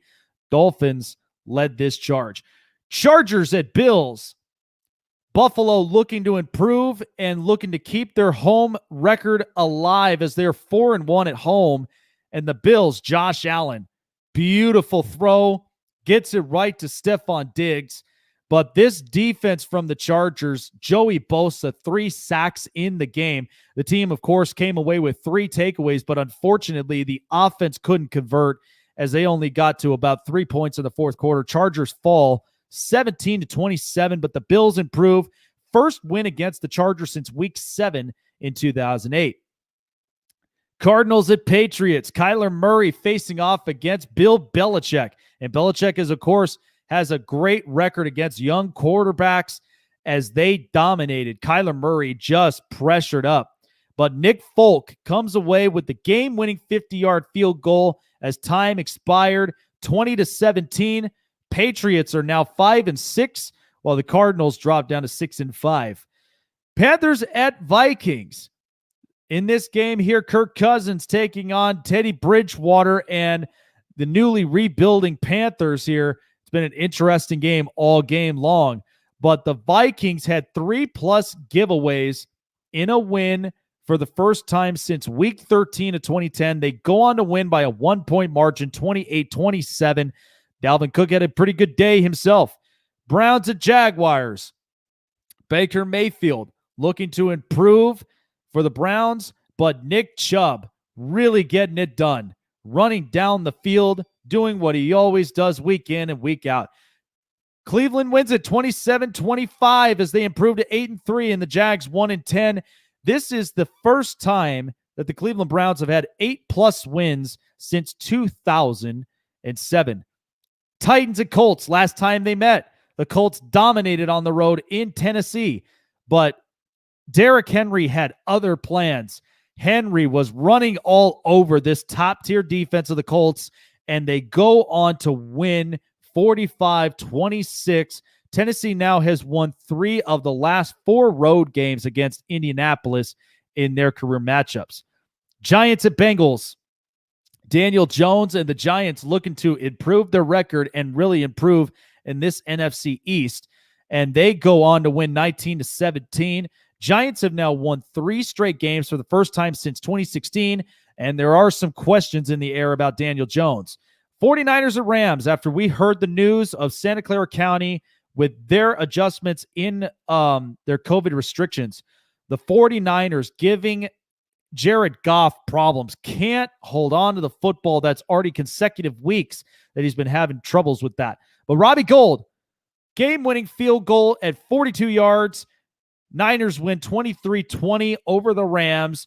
But in the next couple of games, the 49ers will be playing at home in Arizona instead after the latest news in Santa Clara County.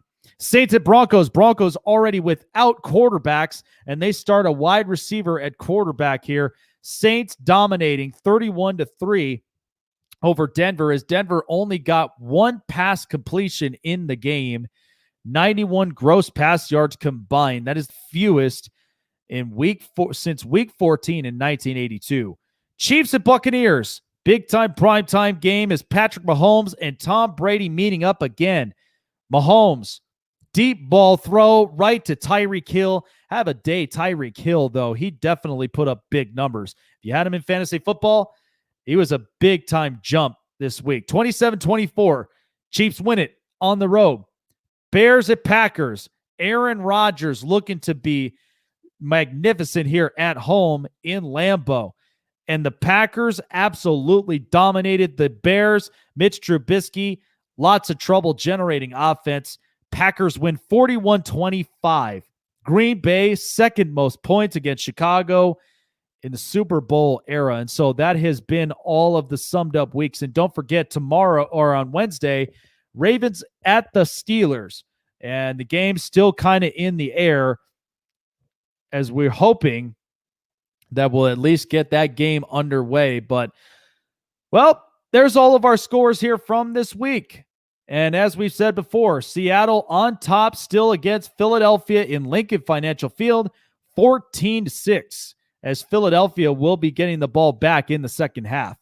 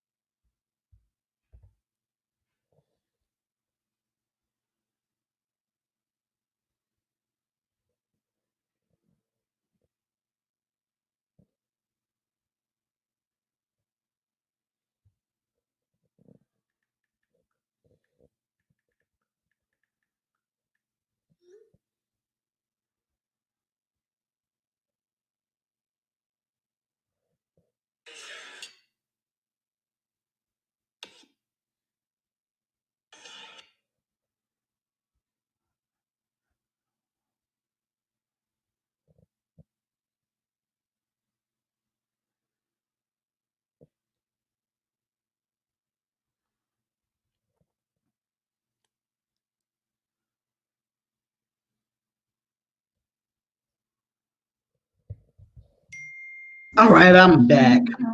All righty, man. Well, we already just did the rundown. I'm back, Jakey Jake. We did all the rundown of all the scores and all this other stuff. So let's just kind of get down to it. I mean, just a couple of things. Santa Clara County issuing the new COVID restriction rules in San Francisco. The 49ers now are basically homeless, and they're going to be playing the rest of their games in State Farm Stadium in Glendale, Arizona. What's been your takes up on this one? I know that this is kind of hard for 49er fans, but this has got to be very, very interesting. We know with all these COVID cases coming up, but what's been your thoughts on this one? This I think has just been very interesting to me. Hold up. Let me come out. Let me go out and go back in for some reason. Okay.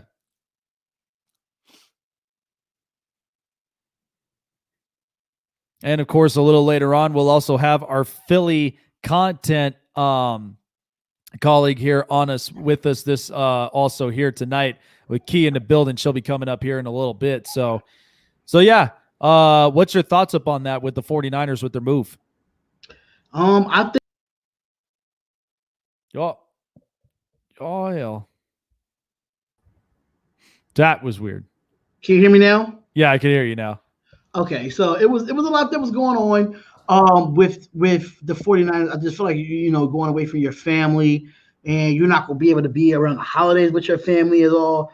I just think it sucks. It sucks for the 49ers, man. It really sucks for them. This is definitely going to be hard for them. And you know what? I mean, think about it this way: the Toronto Blue Jays, they were the one team that just couldn't play in Rogers Center during the during the hockey season and stuff like that. And so they're really kind of feeling that same exact way with not being able to play in your home field. That's kind of hard, but also too, a couple of hot takes. I mean, what was your thoughts on the Denver Broncos with no quarterbacks whatsoever? And they had to start a wide receiver at quarterback this week. I didn't like it at all. I really thought that it was a bunch of BS in my opinion.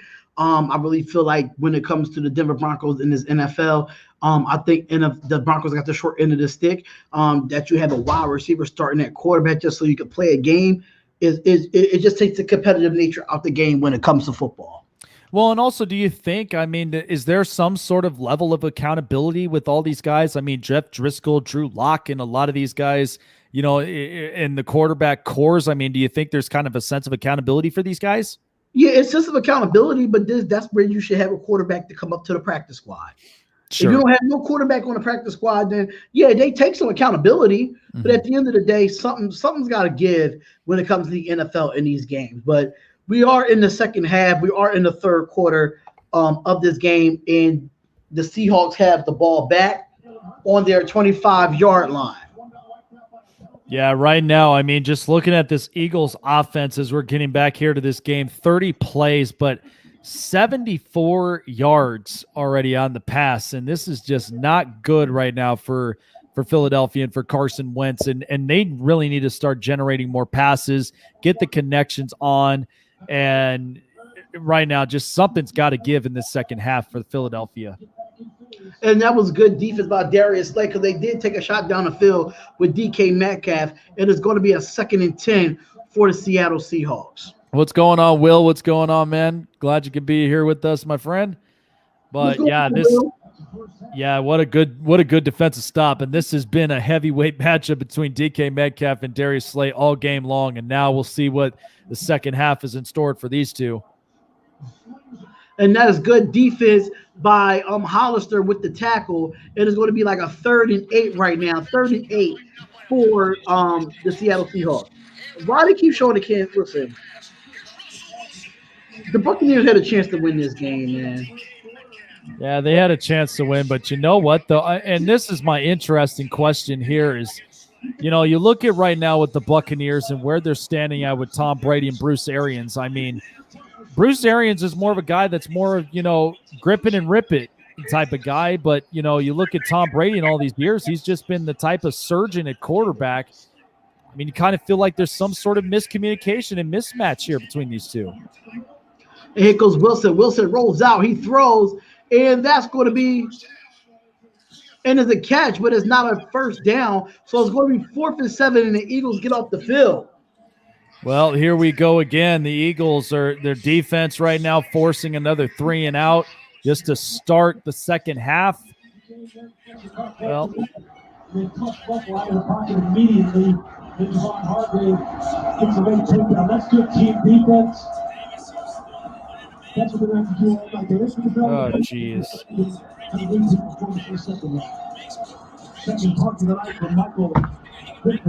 I just don't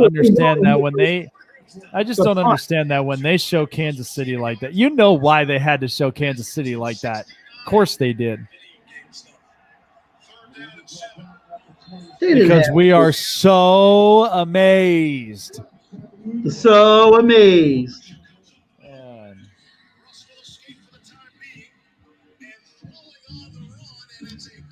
So hopefully we'll see some adjustments from this Philadelphia offense in the second half. But, only, we can only see that before our own very eyes if we're able to see the changes with this team so far.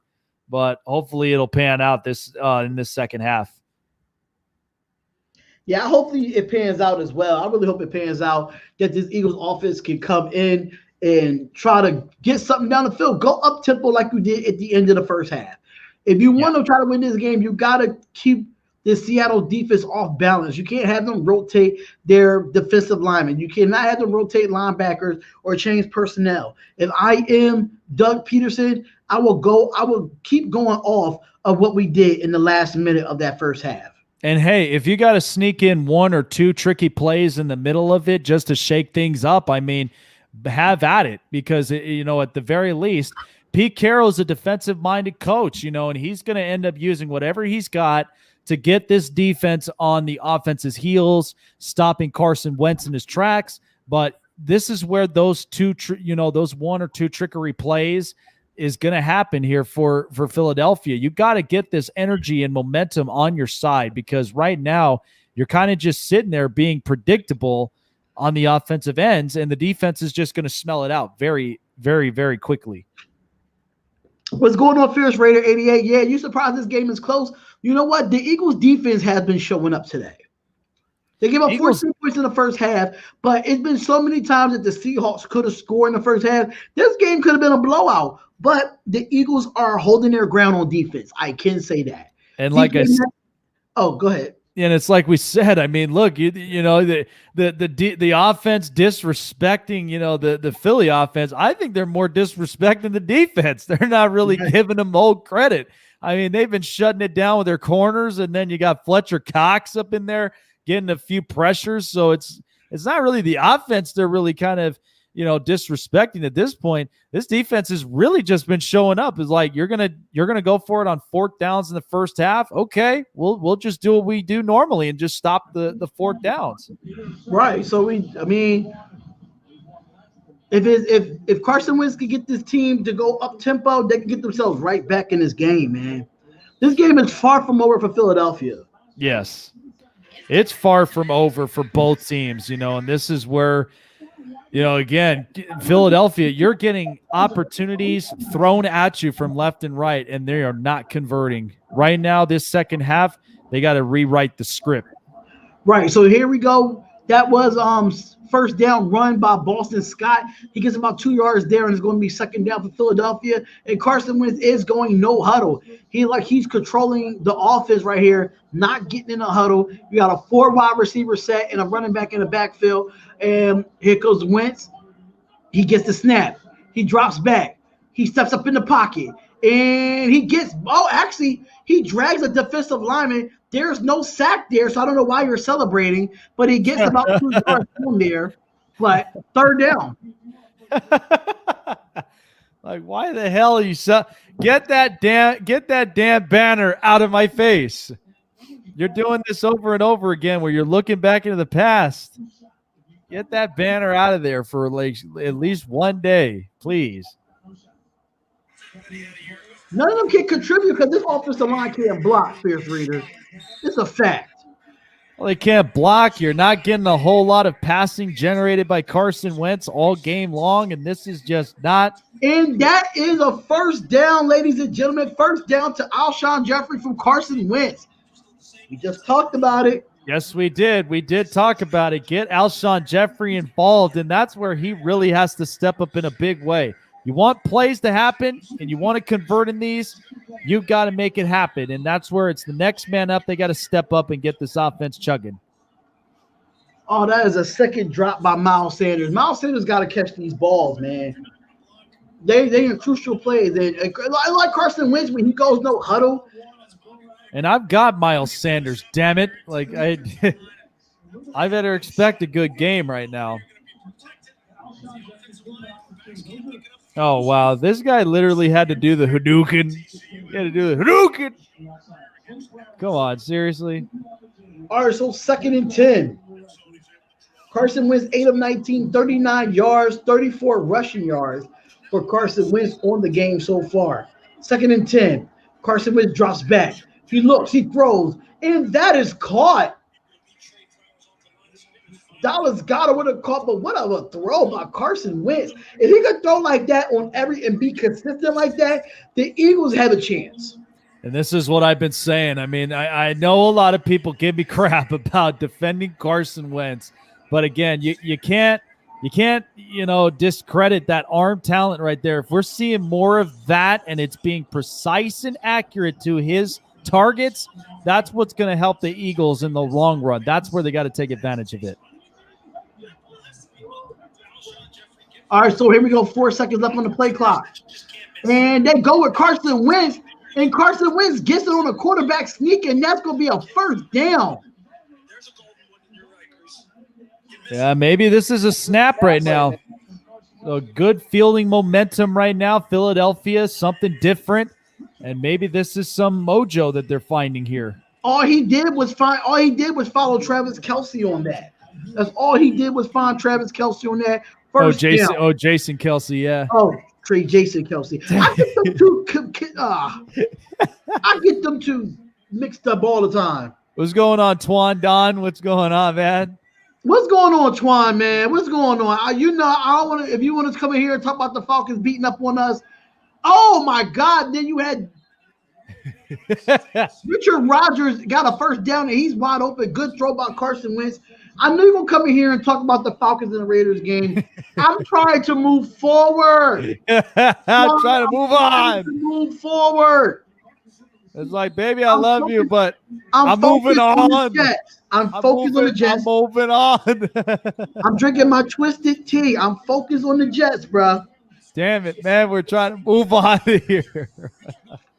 Listen, I'm already over the Bills loss. I'm trying to move on and move forward. Listen, you know what? I have to deal with Bobby next week. I have to deal with Bobby in New England. Oh, what another good catch by Dallas Goedert. And then, oh, my God, Carson Wentz is putting on a heck of a drive in this second half.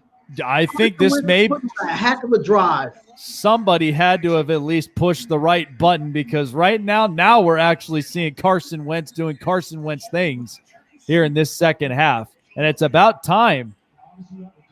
I think we have ourselves. If they score on here, that might have could have been roughing the passer too. Yeah. I mean, think about it. I mean, you got to look at what Carson Wentz is thinking about right now. I mean, Washington and the Giants, they both ended up winning their games, and they still have breathing room in this division. So maybe this is momentum. All right, a little wide receiver screen throw to Rager, and then loses a yard there. Did he just say Teddy Bridgewater straight garbage? He is. He is. He is straight garbage. Listen, that's coming from Twan is a Carolina Panthers fan. Twan, shout out to Keep Pounding TV. Twan is a realistic Carolina Panther fan. Sorry. I have to agree with him. Though I will say, though, for Carolina, I mean, they got a hell of a wide receiver core. I mean, Robbie Anderson was a steal. DJ Moore and Curtis Samuel. This is going to be interesting That's to what I'm watch for the saying. next They couple have of the years. receivers, and Teddy Bridgewater still can't get it done. You got the receivers. Like, I think they're just hoping for like what Minnesota does. I mean, with running it with Dalvin Cook, you're just hoping for CMC to come back. and that's the problem, Fierce Raider 88. Carolina's offense revolves around their running back. That's the problem.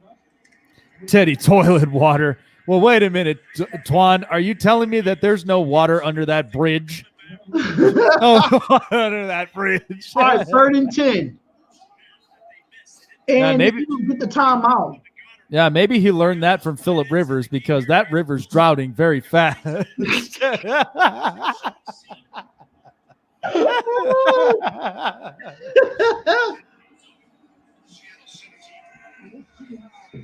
and 10. Hell. So they did call a timeout here, so we just waiting for it. Like, yeah, we're just waiting to see. Our defense outscored the offense. Oh, that's bad. That's bad. But at least your defense put up points. Actually, no, not the whole. No points. Our defense ain't put up. Listen, our defense ain't put up no touchdowns. Our offense ain't put up no touchdowns. Wait, let me reiterate this. Not all the defense outscored the offense. Jeremy Chin outscored the offense. 2 touchdowns. Two touchdowns. Yeah. Less than 10 seconds. Crazy. I like that kid. I love that kid, Jeremy Chin. That was a great pick. All right, so third and 10 right now for Carson Wentz. All right, so Wentz drops back, fakes the handoff. They coming off the blitz. He got it. Oh, and that's a sack. He came right around the corner. Jamal Adams. Well, Jamal Adams had to find his way to introduce himself right there and talk about it. A hybrid player. Love watching him defensively, but Jamal Adams definitely had to get in there somehow and stop this offensive momentum. Yeah, Carson Wentz ain't had no chance on that play. Nope, no chance to play. Yeah, no chance to even make a play. Right. So the Eagles will attempt a field goal here. Jake Elliott, you better make it. Oh, hell. And the field goal is good. All right. At least his contract depended on it. So, God. That's what every kicker has to go through, man. You have to play like your contract depends on it. All right, so make sure y'all hit that like button and subscribe to the channel. Spotlight Raiders Talk, Snake Sports Talk Show, Spotlight Sports Network. We're all live on all 3 channels right now. Make sure y'all hit that like button, bro. Hit that like button. Yeah, we're still waiting for Key in the building to hopefully get up in here at some point soon. She could have been doing this on her channel, but that's another story for another time. Oh, this is true.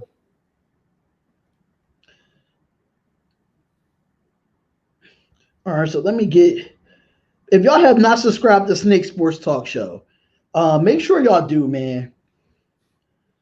Did y'all play the Panthers already? No. Did y'all play the Panthers? Oh, we actually did play the Panthers. We lost to them. Twan, you know exactly. God, Twan, if that lateral was connected in that game, I'm sorry, but that would have been game over. But you could thank conservative play calling all year long for that. Like, dude, look, talk about defenses tonight. Like, because I looked at the I've got Chargers Zen from here, but dude, Michael Davis against Stephon Diggs. You know what he limited him to? 4 catches, 31 yards, and a pick. Like, are you kidding me? Like, Mike Davis was locking it down.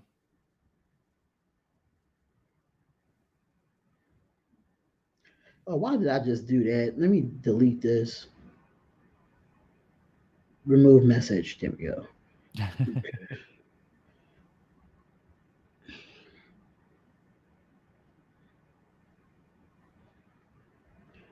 There we go. Make sure y'all go over and subscribe to the Snake Sports Talk Show. Well, look who's in the building now. Yo. What's going on, guys? Put that camera up. I am. Give me a second. I'm getting stuff together.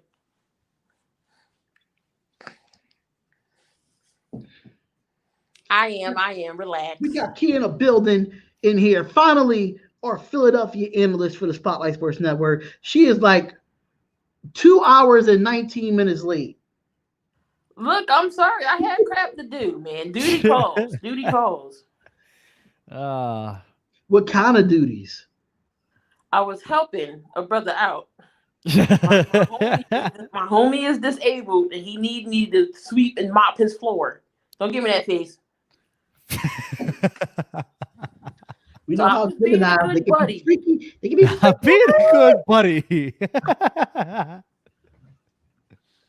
So it's 14-9 in the third quarter, 7:33 left, and the Eagles could have scored that drive, but at the end of the day, he didn't have no chance right after that snap. So here go the Seahawks, and he gets past the 20, and he gets to about the 22-yard line, and that's going to be another. Let's see if we get another defensive stop. How was I helping him out? My homie's in a wheelchair. He's disabled, so I was helping sweeping by mopping and sweeping his floor. Twan, I'm just going to let you know. I'm going to keep it censored, but I hope you understand what I'm saying. Key in a building is not a part of the sausage party. Yeah, I'm going to keep it short and simple. Just let you know now, Key in a building is not a part of the sausage party. She's vegan, if you know what I mean. Pretty much. 1st and 10 for the Seattle Seahawks. And here goes Carson. Carson gets about 3 yards there, but that's a heck of a tackle by Jalen Mills.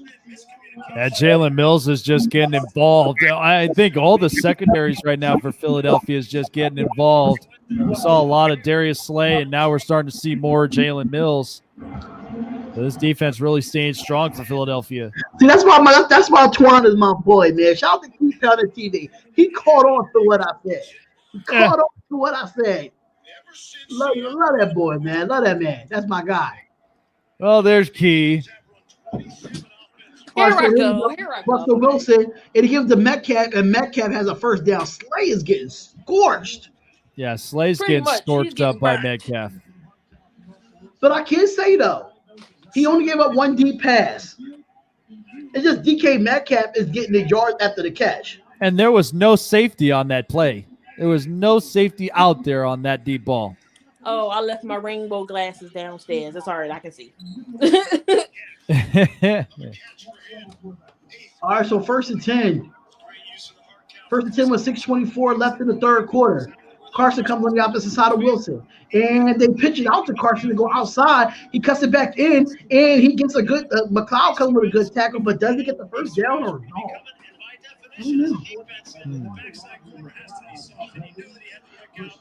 And Carson, like he's coming out of the game, is 2nd and 1, actually. Oh, Jalen Hurts to run an option play. We all know it's predictable. I don't like the fact how they using Jalen Hurts tonight. I don't like it. What happened? What happened to? Oh, he's getting snaps with the first team. Where they at? He had one good throw to Alshon Jeffrey. I can say that. Yeah, he had one real good throw getting to Alshon Jeffrey. Carson had Alshon Jeffrey 1-on-1, and where does he throw it? He checks it down. Come on, Carson. And Carlos Hyde gets it, and that's going to be a first down for Seattle. And did somebody seriously snap Carson Wentz apparently? Because now we just saw the momentum, and it sucks that they went for just a field goal. I've been saying, go no huddle. I've been saying it. Catch the defense on the toes. All right, so we got a 1st and 10. Let me bring this laptop over here. I think we're kind of seeing a little bit of life with Carson and Hyde right now with the 1-2 punch here in the second half. All right, so 1st and 10 for Carson Wentz. Carson Wentz. Chris Carson. You mean Russell Wilson? Just a throw, and that's Metcalf again across the middle, and he fumbles. And they scoop it. They don't call now. They call the whistle, so it might be an incomplete pass or a fumble. Let's see what this is here. Oh, this will be interesting to see here on this play. All right, so. Oh, he might be down by contact. Oh, he was down. I'm one play behind y'all. So yeah, he was definitely down. Yeah, he's down by contact. Yeah, he's down. Don't tell me Doug Peterson is going to challenge that. He better not challenge that. That's And Jesus. he challenged it. Ray Charles can see that when he was down by contact. He challenged it. Yeah, his knee was down on that play. This is about to be a loss of a timeout. Yeah, no, we're going to need them later on. Oh, they're going to see if it's a catch, not a fumble. Yeah, they got to see if it's a catch. If he had control of it on forward momentum. Yeah, if he had control going all the way down to the ground. Well, if he didn't have control going all the way down to the ground, then it's an incomplete pass. If that's the case. Well, and I think we did see that ball just slip out, though. I mean, just by that millisecond, right here trying to keep it in. But, yeah. Can you go do a recap video or no? Yeah, I am. Do a rant. Do a real rant. Don't be too calm with your rant. I want to see some attitude. Y'all ain't see my latest rant? The other one I did on the I Cleveland? wasn't really too impressed with that rant. You know what? I would like to get a rant where okay, let me see how I can put it. Give me a rant like you cursing out Jay. I don't cuss him out. You do. I know. I got no. Look, I take glasses off with this one. No. I got better with it. He only gets it when he needs it now. I need the old key. Yes. Or do I need to go back to the key back to Defford basketball? Okay. Are you telling me she's trying to hit you got to get her to hit the right key, apparently? I can tell. Listen, he can tell you. I was. Who's that legendary Indiana coach? Bobby Knight? Yeah. That's who I was when I was the Defford head coach, and Key was my assistant. He threw clipboard. I was throwing. I got a technical foul. Yeah. I was this close to taking over a game because he's about to get put out. I was this close. Oh, I was so hot-headed back in the day. Jeez. Even more than that Texas coach I sent you, Key. Mind you, just take a guess, Jake, of how old these kids were. Oh, man. These kids had to have at least been like 7, 6. No. How about 2nd to 6th grade we had? Oh. I was getting texts with those kids. Damn. And then I took over. Yep, and after we lost in the championship, I gave the reins, I gave the keys to Key. So I miss those kids, man. But I'm gonna see what they called it.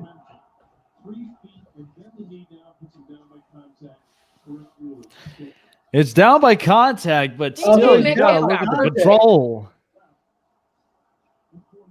All right, so 4:19 left in the third. Russell's in the shotgun, play action. And he throws it to is Hollister because Greg Olsen is out with a foot injury again. What did I say? What did I say about Olsen? I said give him between week 8 and week 12 and he'll be done for the year. I told you on that. I said it. It don't matter what team he goes to. But I will say though, I mean Jacob Hollister's really kind of stepped up in a big way there for especially even last year. Last year we saw a lot more of him as just serving up as a tight end player, but now this year with experience, I think he's really kind of solidified the position.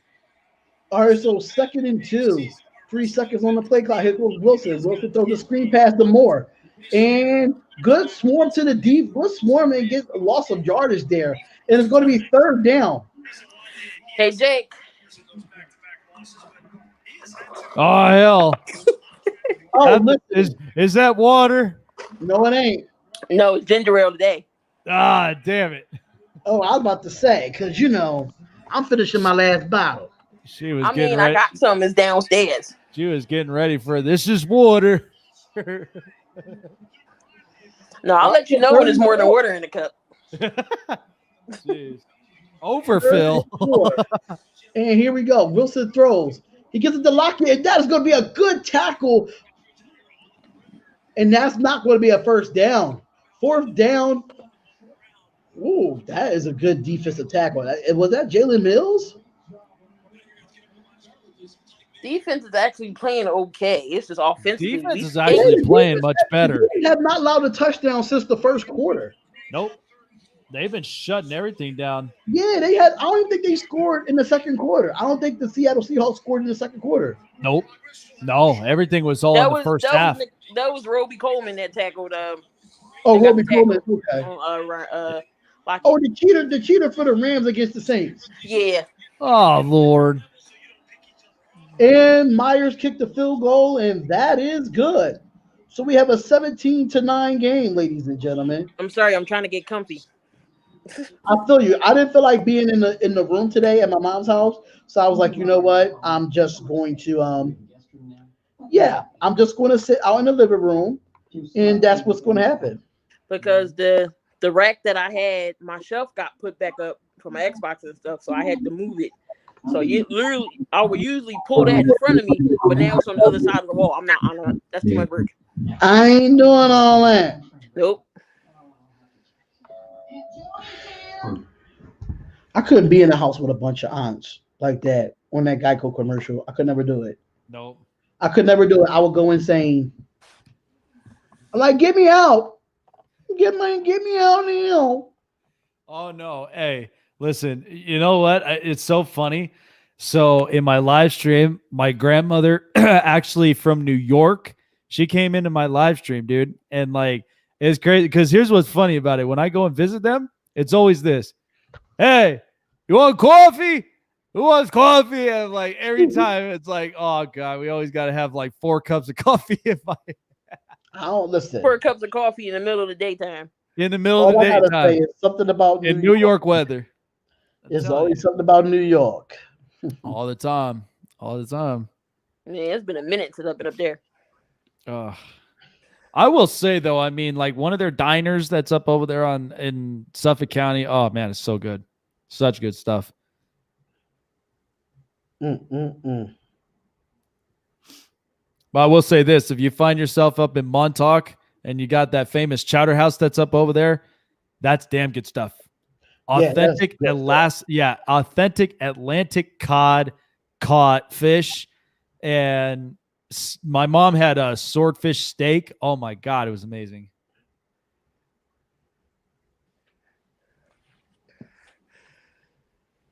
Whew, I got to bring Jay on here one day. Let's see what he could do.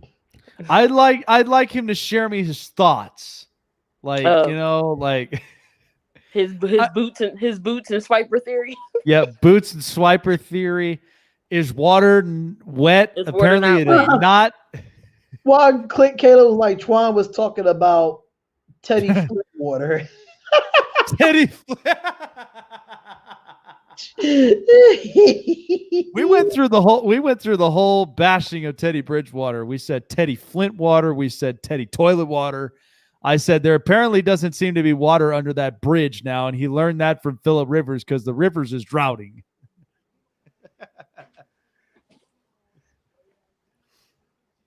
That's where you really got to have Jay up in here, because at that point it's proven his theory right. Water is definitely not wet. The crazy part is the Seahawks. They beaten us twice, 17-9. Yeah, week 4, 2019, and then the wild card. In the wild card in 2019, yeah, that's crazy. A little bit of superstition. Call us the Carolina Falcons. Shaking my head. I don't want to hear nothing that's a Falcon as of today. You might as well put the Chargers in there with Falcons. God. No. Then again, I will say the defense did play better this week. All right, so here we go. 1st and 10. Here goes Wentz. Wentz do the play action. He's looking. He throws. Throws it to Sanders. The Sanders gets about 5 yards there. It's going to be 2nd and 5. Like Carson Wentz is going to go no huddle here in some sorts. Yeah, this is where you really got to keep the defense on their toes. Again? He didn't wait his 6 weeks then. All right, so 2nd and 5. They're going no huddle again. Here goes Carson Wentz. And he fakes it, gets the screen pass to – I don't like these screen passes, though. You was Yeah, going down the field with Goddard and Rodgers. Like, why you stop doing that? And finally, he's been able to throw a dart pass to Alshon Jeffrey for once. Right. Key, you see your phone? Well, they really do got to get a little bit of Miles Sanders involved, but at the same time, you can't be playing conservative with these screenplays. They always allude from the run. I don't understand it. Miles Sanders could have at least about 600-yard The games. run game has not been good tonight. 3rd and 2. Here goes Wentz. Wentz throws, and it's caught. First down to your tight end, and that's for Goddard. Yeah, the run game has not really been good for the Eagles tonight. No. The run game, the pass game hadn't been great. Like it haven't been. Good protection by the Philadelphia Eagles on that play as well. 25 seconds left in the third. Dang, this quarter is flying. Wow, what a pass there and what a catch by Dallas Goedert. Nicely done there. Wentz drops back. He throws underneath, and he try to give it. Rodgers gets about 2 or 3 yards there. We find out Jason Peters played better inside. He does because he's not quick enough to get that kickstart. But you know what? If you get plenty of protection on that interior offensive line, that's more than enough right there. Yeah, you need to put Jason Peters on the inside if I'm the Philadelphia Eagles. Ooh. Yeah.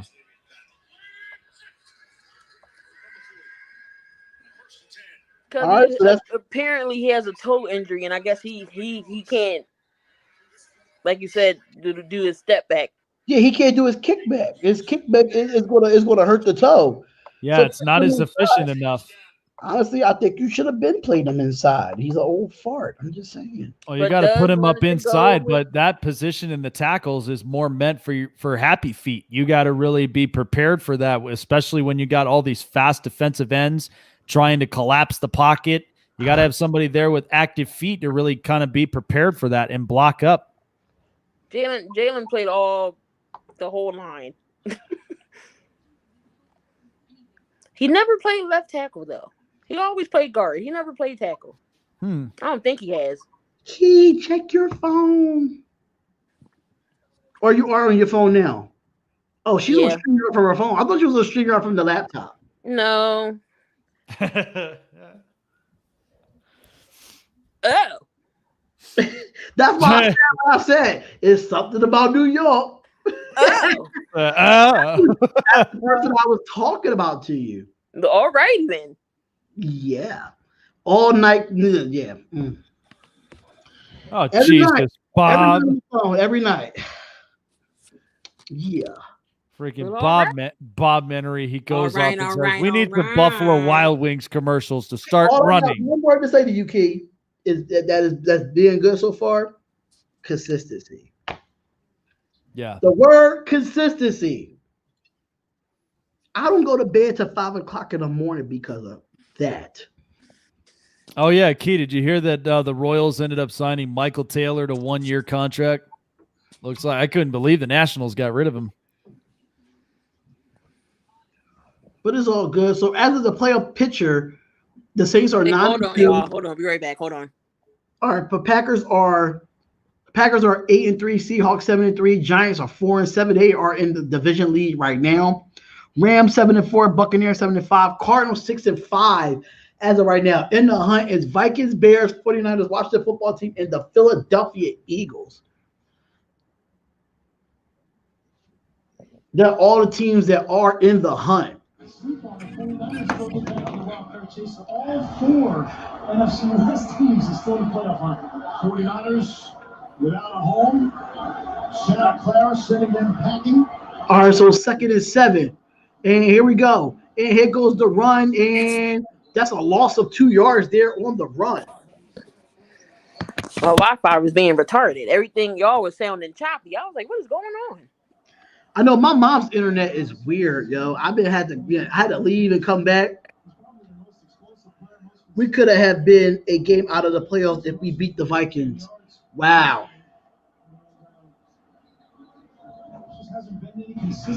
3rd and 7. Eagles got to do something here. Miles Sanders only got 15 yards rushing. This defense has been slowing him down. Yeah, this defense is not allowing any holes for Miles Sanders to start running through, and that's where they had to improvise with the passes. I mean, what offensive line ain't making no I got a holes either? question. If I'm Carson Wentz right now, and I'm the Eagles, it's 4th and 2. Should they go for it? I would. Yeah. 4th and 2. At this point in the fourth quarter, you got nothing else to lose. You're not even down by that much. You go for it on 4th and 2. Prove what the Chargers should have done on 4th and 2, for God's sakes.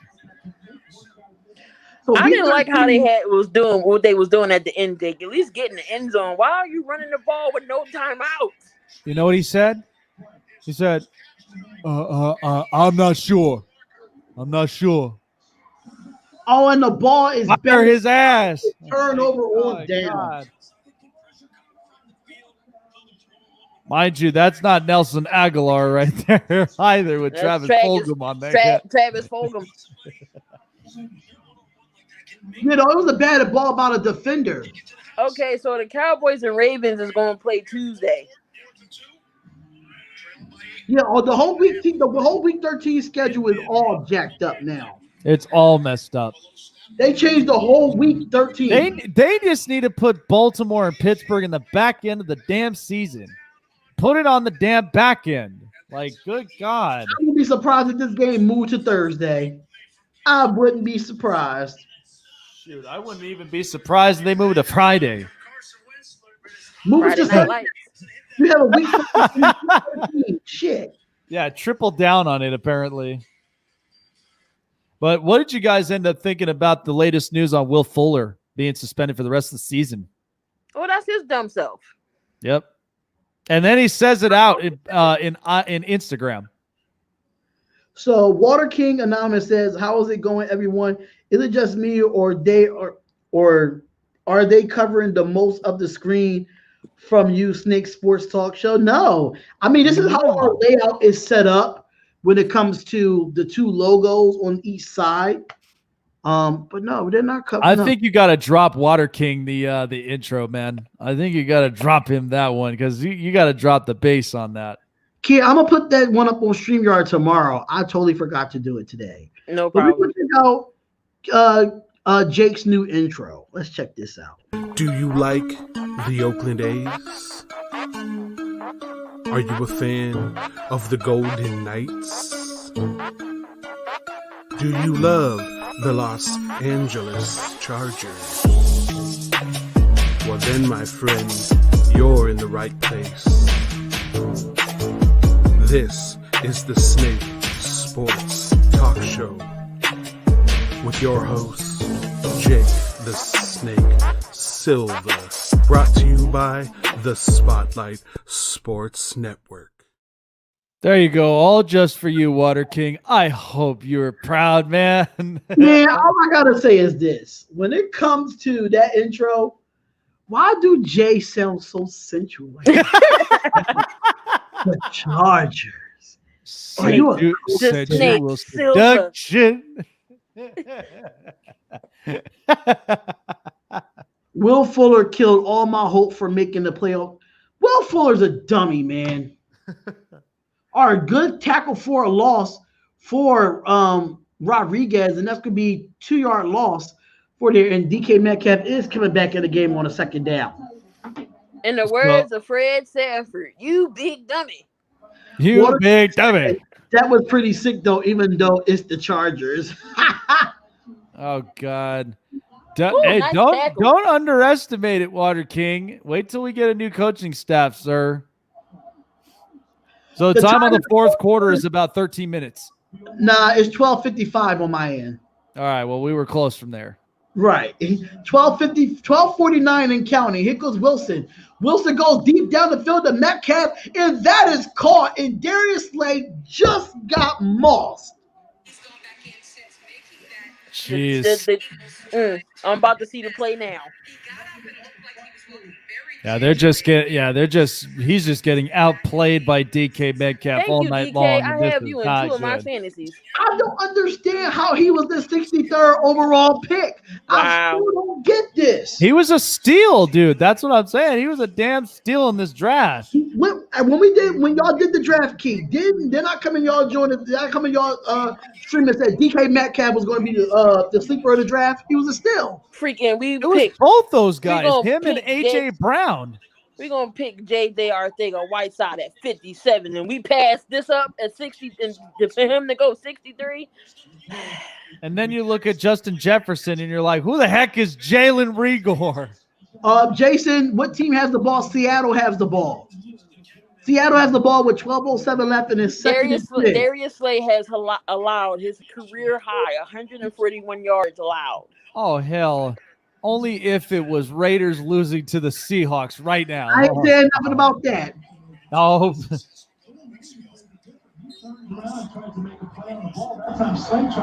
All right, so here we go. 2nd and 10. They are on the 23-yard line. Here goes the run to Carlos Hyde, and that is a touchdown. And that looks like that's going to put a dagger into this game. And stick a fork in it, guys. We're done. Yep, stick a fork into it. Carlos Hyde running it right on in. But is the flag on the play? Hold up, it might be coming back. Yeah, that is a lot of yards allowed by Darius Slay. 141 yards allowed. I was about to change the score, y'all, but no, it's still 17-9 because it was a holding call. So the offense will be correct. That's a 10-yard penalty. All right, Jason Tresman, he's a Seattle fan. All right, I see you, Jason. I see you popping up in here, man. Let's see what the first penalty of the half for the Seattle Seahawks. Yeah, they've been playing some clean football here in the second half, really getting it together. 12:01 left in the fourth. That was a nice run too by Carlos Hyde. It was 2nd and 15. So Cedric Ogbuie. Yep. With Hollister come in motion. And here goes Russell Wilson. He goes deep down the field for Metcalf. And that's another. Oh, no, it is dropped by Metcalf. It is going to be 3rd and 15.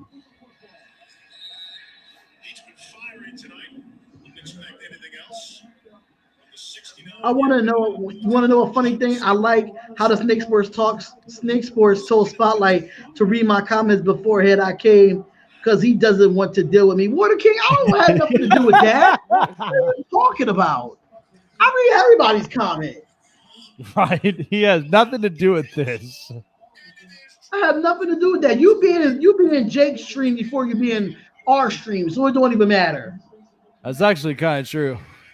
It's kind of true. 3rd and 15. And here goes the screenplay to Carlos Hyde. And he trying to set the screen. And no, that's going to be 4th down for the Eagles. They're going to tip. Mind you, I will not forget the day when I seen Water King and I seen Valhalla Sports freaking raid my whole live stream against Jacksonville. Oh my God. 4th and 8, and the Seahawks are going to attempt a field goal. 20-9. We can't score nothing. Are the Birdies on their last feather apparently right now? Who knows? I'm not picking them to win no more games until like Dallas and Washington towards it gets towards the division. You know what's kind of Green Bay too? Get out of here. Yeah. You know what's kind of funny though is that the Atlanta Falcons, in honest opinion, they're the freaking Bermuda Triangle because you pick them, they lose. You don't pick them, they somehow win. What the hell is this? Like, that's like Minnesota. Minnesota the same way. Yeah, but it's freaking Captain Kirk, for God's sakes. Like, I love their whole offensive schematic, but listen, I will be picking against the Vikings so they can win more. That's all I'm gonna say. Yeah, they stopped the live and put the banner up on the God. Stop that already. You guys are just they're looking so far into the past that they can't even get out of it. That's Philadelphia's problem. Yeah, because they keep showing the damn banner up every time. Like, enough. Yeah, I don't know how DK dropped that ball. That ball right in his hands. I don't know how either. All right. So I gotta go through these picks. I'm 13-3. Just so that I'm I don't the picks that you got here on paper I'll be might back. be different. I did everything that was on my ESPN. Well, let me double check. Huh. I ain't screw up this week.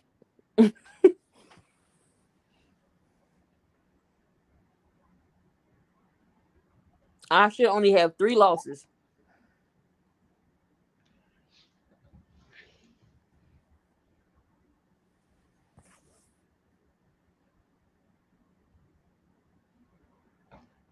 Maybe Wentz been playing bad, so maybe Wentz been playing so bad because he got to see that statue every day. I don't know. But DK is a beast, though. That was the best thing the best thing for Russell Wilson.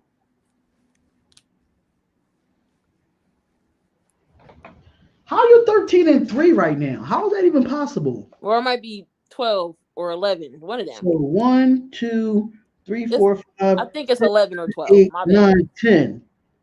I got 10 wins on here. I got 1, 2, 3 losses. I got 10-3. So I don't know how you got that. From what ESPN said, it's 11. How? If we would do all these games together, that's weird.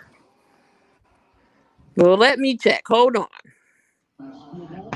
Oh, shut up, Water King. They both left quicker than Raiders left Oakland. I don't understand how a lot of teams passed up on DK Metcalf. I got 11. So the Texans, Washington. I'll pick the Raiders. That's a loss. The Bills. The Giants. The Bills won. My bad. I had it as an L instead of a W. My bad. So I got 11-3 for you. Right. I'm 11-3 right now. Right. What's going on, Lamar? Go Packers. Oh, God. Well, you can't be mad at the Packers. I'm sorry. They 8-3 for a reason. Aaron Rodgers threw for over 50 passing yards, I think, or something like that. And we're still not seeing Jordan Love, at least for like 5 plays. Like, what the hell? We're not going to see it because it's Aaron Rodgers. Oh, yeah, he's definitely like DK. I knew DK Metcalf was still. I watched him at Ole Miss. I knew this guy was going to be good, yo. When he played at Ole Miss, he was just as good at Ole Miss as he is now. I've been, dude. I'm telling you, him and AJ Brown, dude. I've been having high praises for both those wide receivers. That's why I'm like really excited. Let's see. What week is this? We in 12. Mm-hmm. And I think Carson. I'm gonna make a bold prediction. By the end of the season, he's gonna be sacked damn near almost 100 times. Well, I'm gonna say about 70. Carson, come back to this then. You better just put that hat on backwards. I told you to stick with the Bills, Jake. You didn't want to believe me. Again, dude, this was as close of a game as you could possibly think of because that defense was balling. Joey Bosa was hungry, man. That bear was hungry. That's why I was like, Jake, you should switch. My God, I'm so sick of Lynn. I'm sick of Lynn. I'm sick of Gus. Like Gus, the bust freaking defensive coordinator, man. You know how I know that? Because people like to tell me that. You need to be down around the line of scrimmage. You can't cover anybody. That's there's one side first and 10. Oh, it's a 1st and 10, and that's going to be a PI on Griffin. Everybody, person that you meet, you live in another body. We're all the same person living life in a bunch of different bodies. Hi, Janae. How? Hi. I appreciate you coming in the chat. I'm actually very wow. I'm very intrigued by that theory.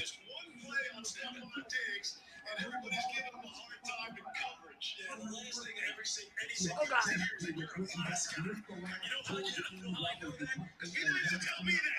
So how about that? Jamal Adams already with a sack and with 7 tackles tonight. Those two guys, when they came into the season, it was going to be Shaquille Griffin. What the hell was that floater, Carson? And there, see that flag at least was thrown accurately than that pass. What the hell is that?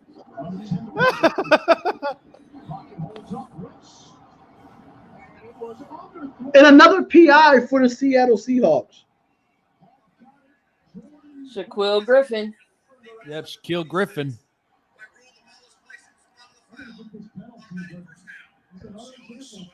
Down the field, that's interference. Number 56. I roll the ball, spikes up, follow foul. These are the throws that drive you crazy. If you're an Eagles fan like you got Peterson, just go right up the field. This ball needs to be. What's the I gotta look at the time. They showing a replay as we speak.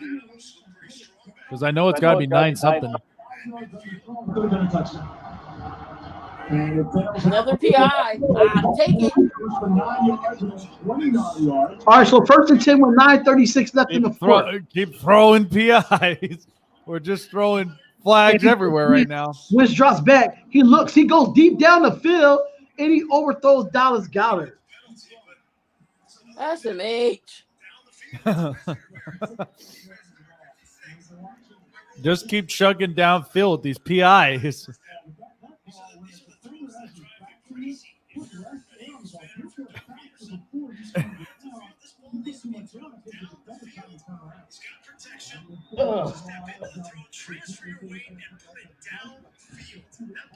Definitely, the Packers should have drafted a QB. I mean, a wide receiver to help Devontae Adams. Yeah. All right, so here we go. 9:30 left in the fourth. 2nd and 10. Wentz gets the snap. He drops. He goes deep down the field, and he is a little bit underneath, but it's going to be intended for Rager, but it's going to be 3rd and 10. Oh my God! That was a good throw, but it was a little bit air on it. Wentz number sucks. He's 9 for 33, 19 for 33, only 100 and some odd yards. The back-to-back PIs was because the linebacker, I forgot what the linebacker name was.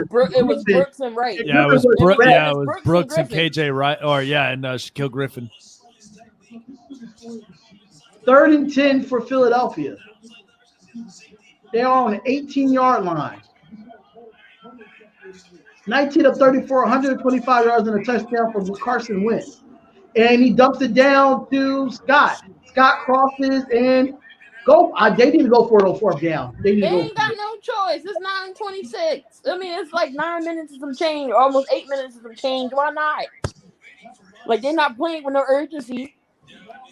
4th and 4. Yeah, no urgency. You might as well just start getting Carson something Wentz had to down throw there. that down, though, because they had a linebacker blitz come clearly in. He had to throw that down to his check down earlier than expected. Yeah. 19 to 34, 125 yards and a touchdown. 4th and 4. Just get the 1st down. Don't even worry about scoring. Just get the 1st. Just throw that ball downfield. Just keep the ball down. Here goes Wentz. Wentz has it. He throws it. And he throws a pick. It's intercepted. How you overthrow a wide open person like that? I was just about to say Carson was playing. I can't even get my words to win anything. I'm over it. He was playing. Where was he throwing to? Turnovers, and I was like, "Oh, he ain't throw a pick yet." And damn it, pick. You just jinxed your damn What the self. hell? I didn't What say the it. I hell was is thinking that? it.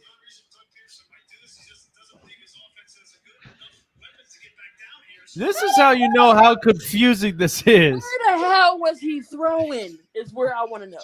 Where was he throwing? He was throwing What to the hell were you throwing, Carson? It was nobody. It was nobody there. There was nobody there. Oh my God! Just to let you know, King, you might have be tied for top dog again. He just said fly Because Seahawks Tay-Rock fly. has the Oh same record hell! as you right now. Huh? Tay-Rock has the same record as you right now. And he picked the Seahawks too. Russell. Last name Last name Wilson. Wilson. Damn it, Carson. Carson. Last name Bench. Snake bit.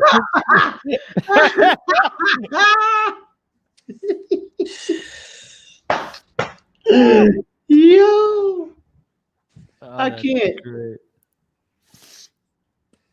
Again, Stevie Wonder could clearly see there was no eagle in sight.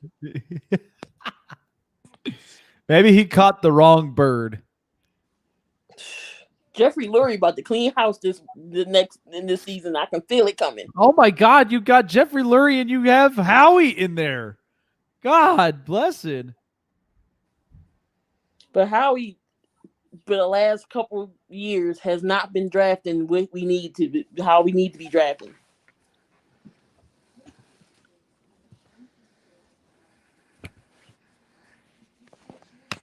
We get all these weapons, but nobody's catching nothing. Oh my God. Okay, guys, you're gonna laugh. I feel like this. I feel like this is a Sisso dick moment right now. So in LA, just hours after LA County Supervisor Sheila Kuhl voted to ban all outdoor dining last Tuesday, which she described as a most dangerous situation, we've learned that she dined outdoors at the Forno Trattoria in Santa Monica. What's going on, young Trimmy? What's going on? Or young Timmy? Oh, here goes Russell Wilson with a punch, and he slides down. How you gonna say it's dangerous, but you go out and do what's dangerous? Right.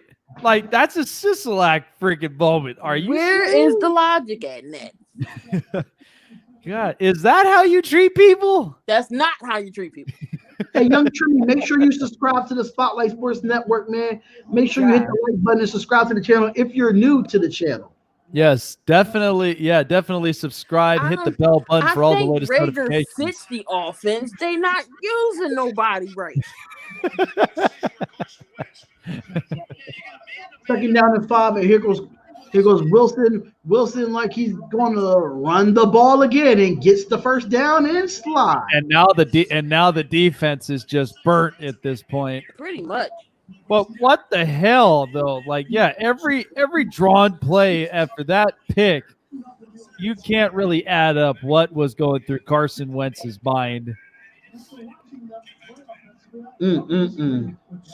Yeah, I don't know where Carson was throwing that. Again, I just looked at the dang on replay. Everybody was covered. Where was he throwing?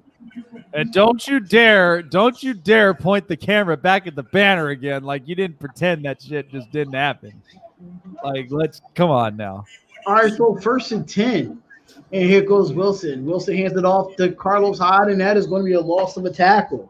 And I'm going to sit back and relax because my back is hurting. Oh, man. 6:53 left in the 4th quarter. I'm sure you had to ask me about that 5-star restaurant that I ended up going to Saturday night, man. I seen them pics. I was like, oh, look at Jake. Hey, Key. Dining like the Joneses. Is there something below near you? I think so. Because I'll advise you to get this type of stand for your cell phone. This thing works. This thing is legit. I got a 5 and below over close to me. We all know that you're on the West Coast, bro. Well, that's where Denver got their quarterback from 5 Below yesterday. Yeah, They got him for $1. He was up at the Family Dollar or the Dollar Tree. I don't know if y'all saw my latest Rares video, but that's where I did it from. My phone on this stand. Oh, Thank you, Thank you. Because sometimes I don't be wanting to do videos on my laptop. I be like, screw that, I'm doing it on my phone. Yeah, I don't understand how you shut down Tyler Lockett and still lose this game. I don't understand it.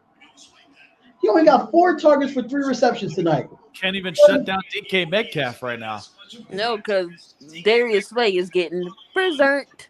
And they went to Tyler Lockett, and now it's a PI on Maddox. That's been their offense, and Lockett hasn't really factored Pass interference. Is it me, Jake, or this game is going by faster than any other freaking game that we did? This is going by really fast. You know why? Because my they want to hurry God. up and get the Eagles off TV. That's why. I guess so. They want to get Eagles the hell off of here. I don't know if that was a PI, but hey. Where's the flag at?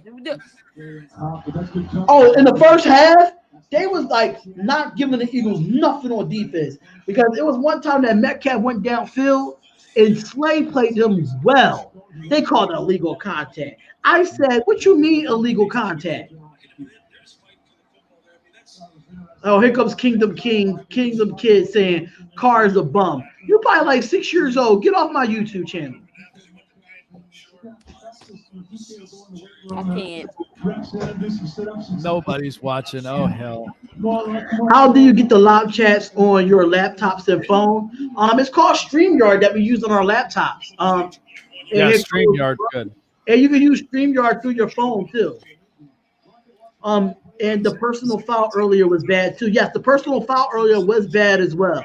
Patriotic Truth News. You think California was bad? Oregon Governor Kate Brown locked us down and said, called the cops on large Thanksgiving dinner groups. Then she hops on a plane and spends Thanksgiving in Hawaii. Oh my God. Are you kidding me with this? We about to go talk to Jay. Jay, what's up with your governor? Yeah, no kidding. Oh my God. I don't get it. None of this adds up. All right, so here goes another run for Wilson, and I guess that's going to be a sack. I mean, yeah, this is ridiculous, patriotic. The reason why the votes took so long because your governor had COVID. Freaking Oregon's governor says, "Oh well, we're not gonna have large gatherings, but you go to Hawaii for a gathering." Like I don't get it. Or the person in California says it's a dangerous situation to dine outdoors, but yet you do it anyway. Yeah, I don't know. It must be a West Coast thing. Once this game ends, King, make a video ASAP. I'll have a thumbnail for you. Yeah, make a rant. All right, so y'all can take one to play. I'm waiting for her. I'm waiting for her to basically come out and say, "Fire Howie."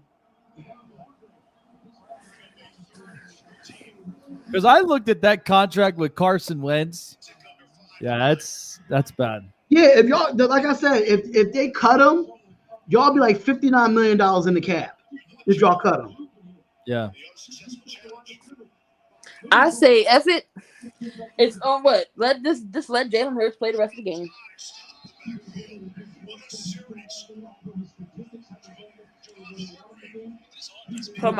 Doug told my son it's not gonna send a message to the team if we bench Carson. And why the hell not? Why not? If your team is playing shitty and you gonna still keep your quarterback and who ain't doing shit, you want to keep him? You want to keep playing him? In what world? In what world? Oh, they gotta show highlights of Sunday's game. Screw that. Oh, hell. I'm not watching. They had to, man. I'm not watching because they're just basically telling you how much all of us need to put an asterisk on this week. Right. I'm to the point. The only person who won this week is Tay-Rock. What the hell? It's 49ers. Him and Jay Bay. God. Him and Jay Bay is the only team from the Spotlight Sports Network that won. God. Look, got more rushing yards than the running backs. We doing pick'ems from here on out. The Eagles will not be picked for me no more. No. It's just sad. It sucks as it is, but Green Bay gonna beat us. The Saints gonna beat us.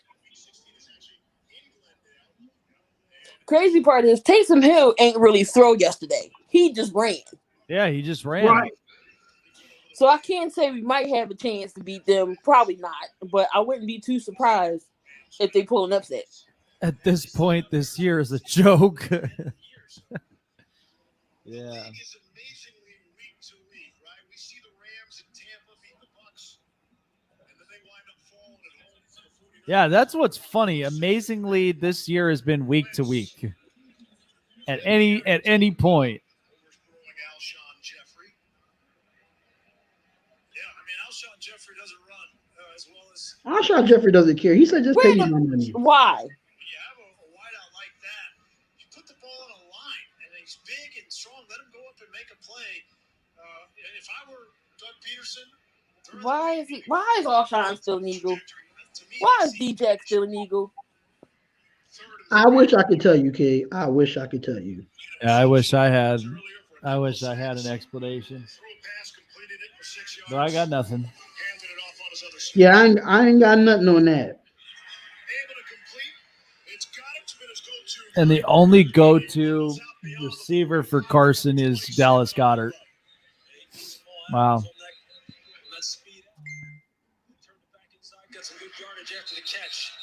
Oh, we all know Zach Ertz ain't coming back. Oh, we all know he's done for the year. No, he's not coming. He's not going to be an Eagle next year. So who would be needing a tight end? Somebody. Cardinals need a tight end. Yeah. I could see Arizona making a move with that. Can you imagine Zach Ertz with a Kyler Murray? And a DeAndre Hopkins and oh man. Carolina, maybe. I mean, the way that they're shaping up right now, that's a maybe. We're not going to talk about Carolina. Oh, God. You know, Caleb going to have something to say about that. Of course he will. Of course he would. Trying to think of anybody need a QB? Y'all can take Carson. Did we just talk about this? Denver needed a quarterback. To the Raiders so he could be a backup. I take that. I told you Denver needed a quarterback. Like I said, I love my team. I'm going to ride with my team, but when they playing like poop, I'm going to call you out. Hey, I've been doing the same thing all year long about my team right now. Shoot, I feel bad. The only person I feel bad for on that offensive line is Jason Kelce. He's been the only one that's healthy. No, I don't have no rap for Jason Kelce today. Oh yeah, with them, Jalen can snap better than he can. No, not even that. The whole offensive line moved but him in this game. You the one that has the ball. How you not move? I wish I could tell you. I'm smelling a meme after that. I'm really smelling a meme after that. They tell you that in Little League. When do you move? When the ball moves. Wait, you mean you said go? Is that what you meant? I think I just sent you the thumbnail, Key. All right. Oh, Lord. Because the Eagles will lose. That means they go 3-7-1, correct? Yeah. I just want to make sure I put the right record on the thumbnail. It's going to be a long Tuesday. That is an ugly record. It's going to be a long Tuesday yet. Yeah, I think it's going to be a fun, intriguing Tuesday, honestly. No, because I got to be at work, and that's when I'm going to be doing my article while talking to people. I know. I still got to write my article for the Raiders. I really don't want to write this article. I'm going to get somebody else to write it. That's how bad it is. Right now, at this point, I don't even need to write articles right now at this point because we already get the shrink wrap right now with the Chargers. Oh God! That chose in a competitive game and scored 17 points. My team couldn't score points on defense or offense. Yeah, but you know what? Though it was through a dud. We fumbled the ball 4 times and got picked off 3 times. No, actually, I'm wrong. 4 fumbles and 2 interceptions, if I'm not mistaken. And them penalties killed y'all. Yep. Yeah. Child, It was June 14th. It was June 14th and then some. 3rd and 30. Oh, Lord. 3rd and 30. You better throw a Hail Mary. Why would you throw it to your running back and then you lose 3 more yards? So it's 4th and 33. What? And Jalen Hurts got his damn helmet on, for God's sakes. Number one. 2 words come to mind with the Eagles. Frank Wright. How y'all let him walk? How y'all let Frank Wright walk? Look, Howie Roseman is in the building. He got his goggles. He's done. Howie Roseman like, yup, it's time. Jeffrey Lurie like, how you have Jeffrey Lurie and Howie Roseman in the freaking stadium at the same time? Oh, he is clean. Well, his house. Well, Jeffrey Lurie didn't go to the game last week for the first time because, one, he went to go visit his mom for Thanksgiving and he didn't want to risk, bringing anything.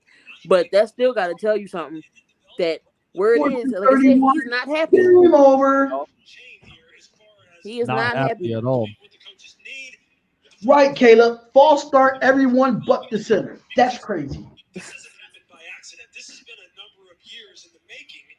I was even all the teams that I coached at a young age. My kids never did no stuff like that. Yeah, no, Dalen never did that either. I've never seen him, and like you said, he's been on the line forever. As long as kids know me coaching football, my offensive line never did that. If they did, I would get in their behind. Even the bad team that I had back when I coached in Camden. My kids didn't even do that. We had the worst record in the league. We didn't win a damn game, and they ain't do that. That team just ain't had no heart. You can't teach kids that. We had the talent, but we had the heart, and you can't teach heart. No, heart's instinct, man. I had the talent. That's how I feel about the Eagles right now. Plenty of talent. They got no heart whatsoever. Yeah, they don't. It's like they've already given up on themselves. Well, I've given up on Carson until he gets benched. The defense only allowed 14 points tonight, 2 touchdowns, and 2 field goals. You got to give this Eagles team credit, man. I just love this now where Monday Night Football is just ripping Philadelphia. They're like, I expected a plan. I didn't expect to throw in Hurts every time. Like, I expected a plan with this. Yeah, like, how you going to have all this speculation about Hurts getting the first team snaps and all that? And he got sacked. Look, Carson Wentz got sacked 6 times tonight. Add in more sacks this season. In the NFL. Yep, most in the NFL. I'm telling you, by the time the season's over, he's going to have damn near close to 100. And I think that has to be a record. And if you do that, get rid of everybody on the offensive line. Because that's no excuses. That's not how you treat your quarterback. That's not how you treat people, period. What? Yeah. How he got not okay. Maybe we can redeem Howie. I think I gave him one more shot. Yeah. And then if he don't put it together next year, Jeffrey got to boot him too. Yeah. I'm telling you now, if Howie is gone and he's fired, and just say if Doug Peterson is fired, just say hypothetically, if Doug Peterson gets fired before Adam Gase, there's a problem in New York. If he gets fired before Anthony Lynn, there is a problem. There's no way that what you need. Doug Peterson gets fired before Adam Gase. Yo, the Jets. I don't know what crack they smoking. Peterson getting fired before Gase and Lynn. That's ridiculous. At least Lynn got wins, unlike Adam Gase. Okay. I gotta look at Adam Gase couldn't get Eagles, man. God. Listen, Adam Gase couldn't get a win if he refilled this twisted tea. Yeah. No. Oh my God. That's crazy. Getting heckled by the announcers. Hey. Crazy part is I drove past Lincoln Financial Field today. And I told you, every time I drive past, I just give it the evil eye. You know one thing you should do the next time the Eagles lose? Drive by Lincoln Financial Field, go in their parking lot, and be like, "You see this here? You see this piece of crap here? We can't." It's kind of hard to do that when you drive down 95. If I was in Las Vegas and the way we lost to the Falcons, I would have went in front of Allegiant Stadium and snapped. I would have snapped on video. I would have literally caught all that on videotape just for you. I would have called Jake, like, Jake, wherever you at, bring your behind to Allegiant Stadium. Record this for me. Yo, I'm telling you, I'm only like 10, 15 minutes away from Allegiant Stadium. I would have had a hell of a rant. I'm about 10 minutes from the link. I'm just saying, if I'm driving down 95, it's kind of hard to stop and do that. So I would have to get it as I'm driving. Like, y'all see this piece of shit? Y'all see this? You know what? I'll just say, like, on a day off or something, just go to Lincoln Financial Field. Just go to it and just have your rant. Yeah. I'll be one of them people, if I'm knowing that I live in Philly and you live in Philly, I'll try to get a soda and throw some at the Lincoln Financial Field sign. I don't think I have a hell of a arm like that, but I'll try. I'm like, forget the link right now. We need to go to the stadium to the left of it, which is the Wells Fargo Center. Right. We need to go to the stadium behind the Wells Fargo to Citizens Bank Park. Forget Lincoln Financial Field Franklin right now. Howe. Oh my God, Franklin Howe. My buddy Frankie, he's a Philly fan, and he's like, win or lose, I'm proud of the way we played tonight. How, Franklin? How? I'm proud of the defense. Wow. I'm proud of the defense because the defense only gave up 2 touchdowns and 2 field goals. There's no way on 3 possessions that the Eagles defense stopped the Seahawks on 4th down. 3 times, and you still lose this game. I'm lost. Yeah, I've been lost. I've been lost. This defense put them in chances to score. Even with Darius Slay getting burnt, the defense still held their own. It was just offensively, we couldn't do nothing. Even though Metcalf played the way he played and he had good yardage, but they still only scored 20 points. It's not like this Seattle Seahawks blew y'all out like 40-9. They only scored 2 touchdowns the whole game. Yeah. And the Eagles defense only gave up 6 points in the second half. Seattle got a sweet schedule besides the Rams and the 49ers. Yeah, those are going to be some tough matchups for the next couple of weeks ahead. But, yeah. Listen, I don't know if the Washington football team pull this off and win the division, I am going to be like, ha, the joke is on you, Giants. But I will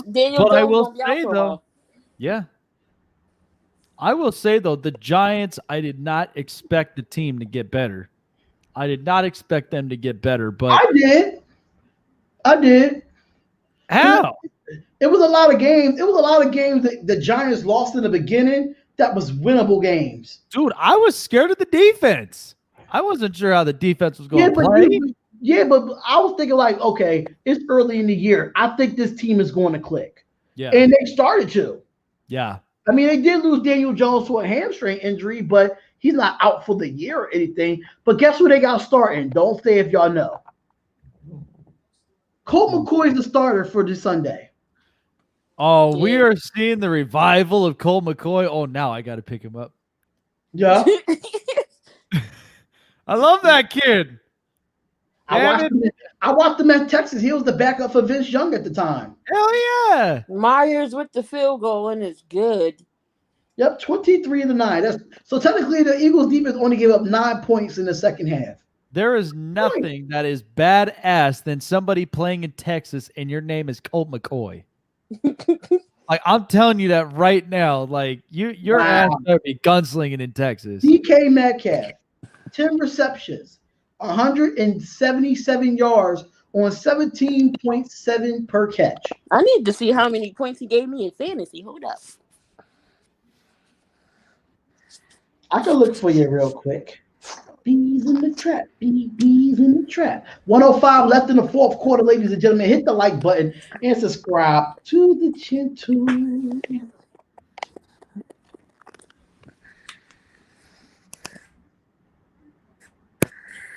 DK Metcalf gave you 27.7. Wow. I'm on a 4-game winning streak, beating EJ.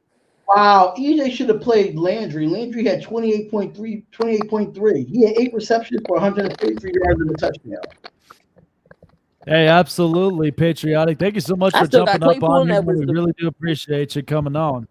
Absolutely. We definitely do appreciate you coming on, bro. We just hanging out now because the game is over.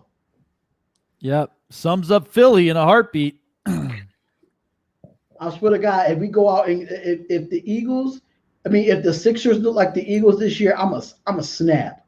No, I seriously think Sixers have figured out their problem. Oh no, we not. No. Yeah, I'm about to go email. Email Daryl and see if he can get Howie some tips. Daryl Morey. Love it. 22 seconds left. Why would you spike the ball? Just what the hell are you doing?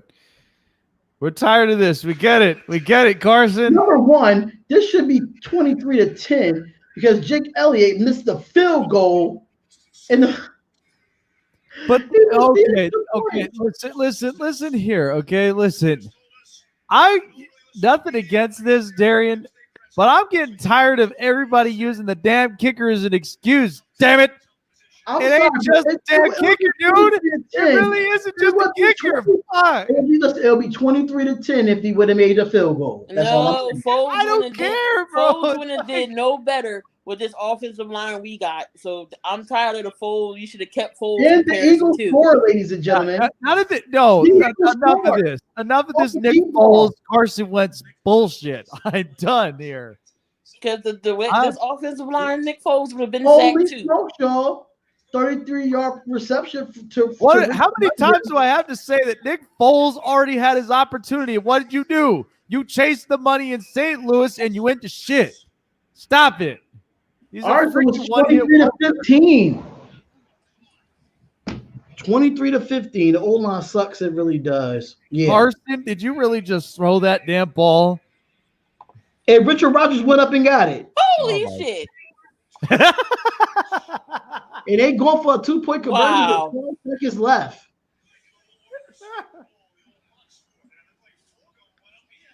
And it's another time. That's not the first time that we ever see Richard Rodgers make plays like that. For the second week in a row, it's been the tight ends who scored the points. Richard Rodgers Dallas Goedert scored the first one last week too. Dallas Goedert scored the first one tonight, and now it's Richard Rodgers. This should tell you a lot about these Rodgers. That was a heck of a catch by Rodgers. I ain't even gonna hold you on that. The O-line sucks. It really does. They really suck, man. This year, bad O-line and defense. What? Surprisingly, the Eagles' defense is not that bad. You feel it in after that one. And the Eagles get the 2-point conversion. They would need a miracle, which we ain't got none. We might have ourselves a little bit of a game here. They're not down. I'm gonna jump like crazy. No, I'm gonna jump like crazy. I'm gonna jump like crazy. Pull this off, I swear to God. Key, you still have to do a rant if this happens. And about this, Key, I have to redo your thumbnail. The Eagles win. That's only if the Eagles win. What's going on, William Brown? William Brown, what's going on? Make sure you hit the like on this page. This is the thing that irks my entire soul. Why we wait so damn late? Like the crazy part is, like right now, the score, we're not getting blown out. No, not even getting blown out. That's what's the crazy thing. Here goes the onside kick. Let's see. There is no way they are going to win. Kitty Eagles get the ball back. Here we go. Can those birdies have? Yeah, that is the game. That's the game. That's the game. Oh, Lord Jesus. Game over. I'm just going to put final. Yeah, I just put final because you already know they're going to kneel down. They ain't got no timeouts. Right. This is ridiculous. We didn't. Like, y'all wait so late. We can never just play all 4 quarters. Like you. And of all people who would have caught that ball, it was going to be DK Metcalf, always. The Hams team, indeed. Yep. And that is your final, ladies and gentlemen. That is the final, folks. I'm just gonna shake my head. Let me update the book. SMH. So, of course, we saw the final, and of course, looking at all the stats as the Seattle Seahawks improve to 8-3 in the NFC West, and they win by 23-17. Interesting enough how Philadelphia trying to come back late in the game, but falls short. But looking at just the stats here together, Russell Wilson, 22 of 31, 230 yards, 1 touchdown, and no picks in the game. And Chris Carson, of course, with 8 attempts, 41 yards, a touchdown, and averaging at least 5 yards an average. In this video I'm about to do. Because I've already I will leave the chat right now. Leave StreamYard and do your video right now. All right, guys. I'll let you know when it's up. All righty, Key. So, yep, we all can't wait for the rant. Yeah, we can't wait for Key's rant right after this whole game. But talk about DK Metcalf, though. 10 catches, 177 yards, and he was targeted 13 times. Mm-hmm. I mean, it's not, and the crazy part is he didn't even score a touchdown. Didn't even score one touchdown in the game. And yet, Seattle, this is one thing I will not understand with Seattle. Like, don't poke the bear, for God's sakes. Like, all these trying to go for it on 4th downs, you're not trying to you're not disrespecting the offense at all. The offense is the way it is. You've seen how Carson Wentz was playing, but you're disrespecting more the defense. And the defense I thought was playing really, really good. But it's unfortunate right now with just the Eagles season and just where they put themselves at. But this just has not been the type of team we'd expect to see. And right now, this is just full of disappointments. You could see it there with Jeffrey Lurie and Howie Roseman in the building. They've got some serious work to do in the front office. Yeah. So, what's going on, Twan? The game is officially over, Twan. Just to let y'all know, make sure y'all subscribe to the Spotlight Sports Network. And the only reason why I say that, because we do have a couple shows tomorrow. So I guess we got some news on the Ravens and Steelers that's coming up in 2 minutes and 14 seconds on Scott Van Pelt on Sports Center. So I'm going to stick around for that in the next couple of minutes, but make sure y'all go over and subscribe to the Spotlight Sports Network. We do have a couple shows going on tomorrow. We got the Snake Sports Talk Show. What's that going to be at 10, if I'm not mistaken, right? 10 o'clock Eastern Standard Time. I want to see if Raider J want to do his reaction Tuesday at 8 o'clock Eastern Standard Time. And at 1 p.m. Eastern Standard Time, we have Jay in the Bay, our newest member of the Spotlight Sports Network. We'll be doing a Jay in the Bay 49er show tomorrow at 1 p.m. Eastern Standard Time. So make sure y'all go over there, man. H Family Page said, am I an Eagles fan? No, I am not an Eagles fan, but we are sports fans and we are sports analysts, and we decided to do this game. We do all the primetime games from Monday Night Football, Sunday Night Football, Thursday Night Football, even on Wednesday Night Football we had with the Steelers and the Ravens. You just never know. So, no, I'm not an Eagles fan, but the Eagles could have won this game, in my opinion. They really could have won. They really could have won this game. I mean, think about it. Seattle had just given, Philadelphia so many opportunities, and Carson Wentz and the offense just could not take advantage and capitalize on any of those opportunities. The defense did a great job stopping them with 3 and outs, stopping them at 4th downs. They were not converting. That's why I'm like, Seattle was poking the defense that much, and defense ended up paying. The offense paid the price. Right. And that's where, Philadelphia was really strong at it. But you already know with Carson Wentz in this offense, they're just not capable of scoring the points like they should and not really generating the offense marching downfield. I don't understand this, but I give credit to the defense for Philadelphia. I thought Jalen Mills played really, really good. And once again, Fletcher Cox, man, he's been staying consistent on that nose tackle. But Darius Slay was just scorched tonight, man. Yeah, he got scorched. That's where that needs to be some serious adjustments. But and again, Seattle improving to 8-3. It's going to be quite the competition in the NFC West for the next couple of games ahead. I mean, I know right now with Arizona and Dak Prescott is way better than Carson Wentz. Please, nobody ever puts Wentz name by Dak's. Oh Lord. But yeah, so that's the video. Huge shout out. And live show December 1st at 10 a.m.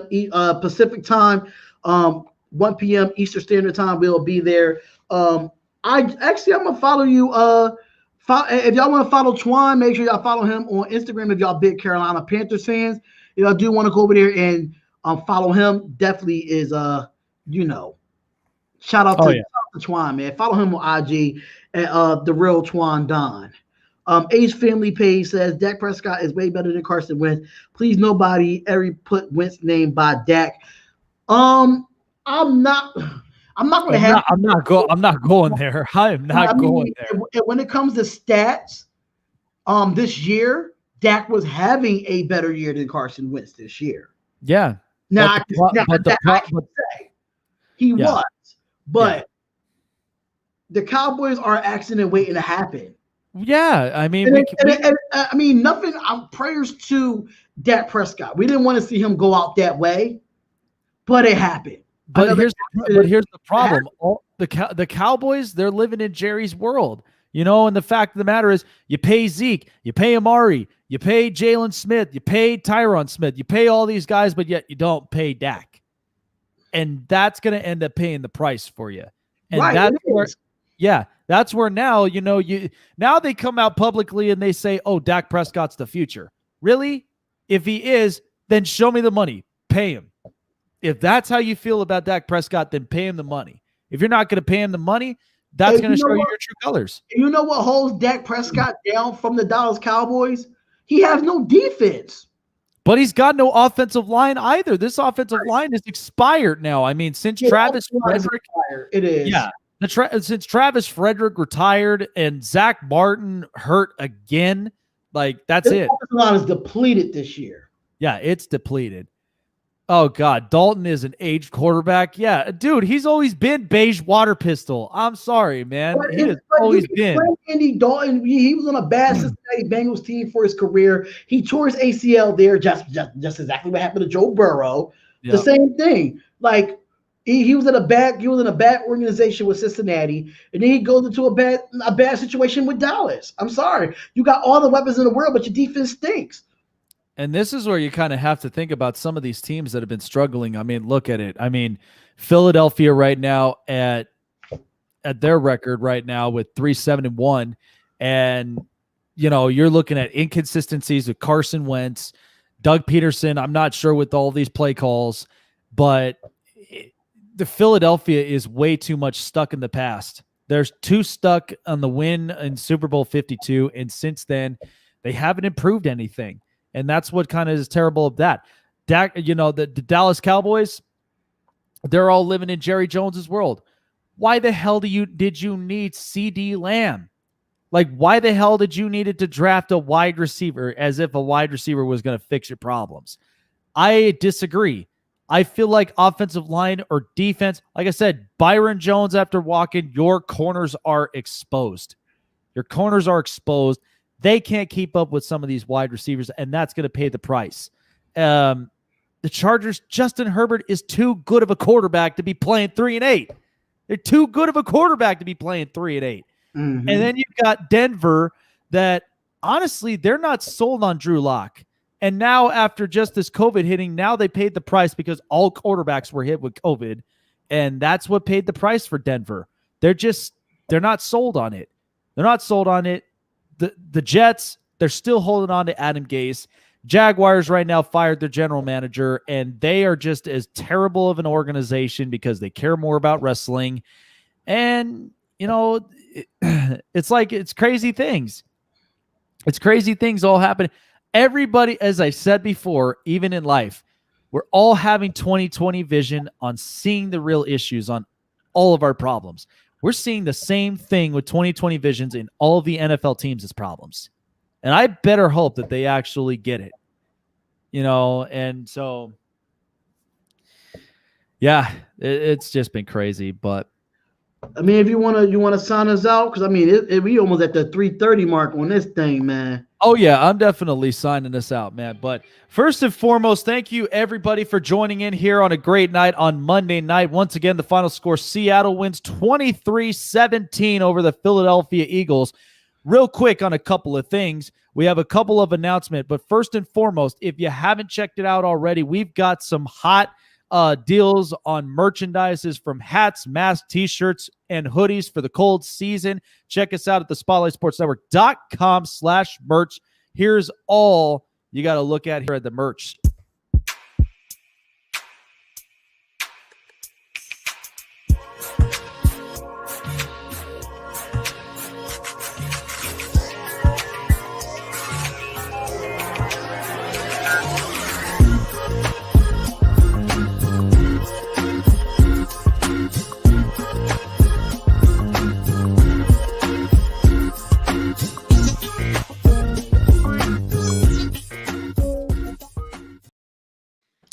And so definitely get your gear and start repping Spotlight Sports Network today on SpotlightSportsNetwork.com/merch. And also one more thing for all of you diehard fantasy champions up out there, whether it's NFL, baseball, even esports, we've got the one place here that you could be playing pool plays and win up to $15,000 on pool play with head-to-head roto matchups. That's thrivefantasy.com. And when you go online and you download the app and sign up, use promo code SS Network, short for Spotlight Sports Network. When you put in $20 in your first play, Thrive Fantasy promises to match it up to $50 of play when you start. So definitely go online to thrivefantasy.com, use promo code SS Network. What's up, fantasy champions? Spotlight Sports Network is excited to tell you about an amazing deal from Thrive Fantasy, your place for daily fantasy sports and esports. Right now with promo code SS Network, Thrive Fantasy will match up to $50 of your first deposit. So go to thrivefantasy.com and sign up now with promo code SS Network. That's thrivefantasy.com, promo code SS Network. So that is going to do it for all of us here at the Spotlight Sports Network and for Monday Night Football with the addition of the Seattle Seahawks and Philadelphia Eagles. Once again, the final score 23-17. This is Jake the Snake Silva and, of course, my trusted colleague Darion Hopkins of the Raiders Talk with Spotlight Raiders Talk. We are out. We've got three great shows tomorrow. How you doing, Miss Cutie? Thank you for coming into the chat late, but thank you for coming in. Really appreciate it. Absolutely. We got three hot shows coming up tomorrow. You guys do not want to end up missing that here on the Spotlight Sports Network. Have a great night. Have a good Monday night, and we will see you guys tomorrow. We are out.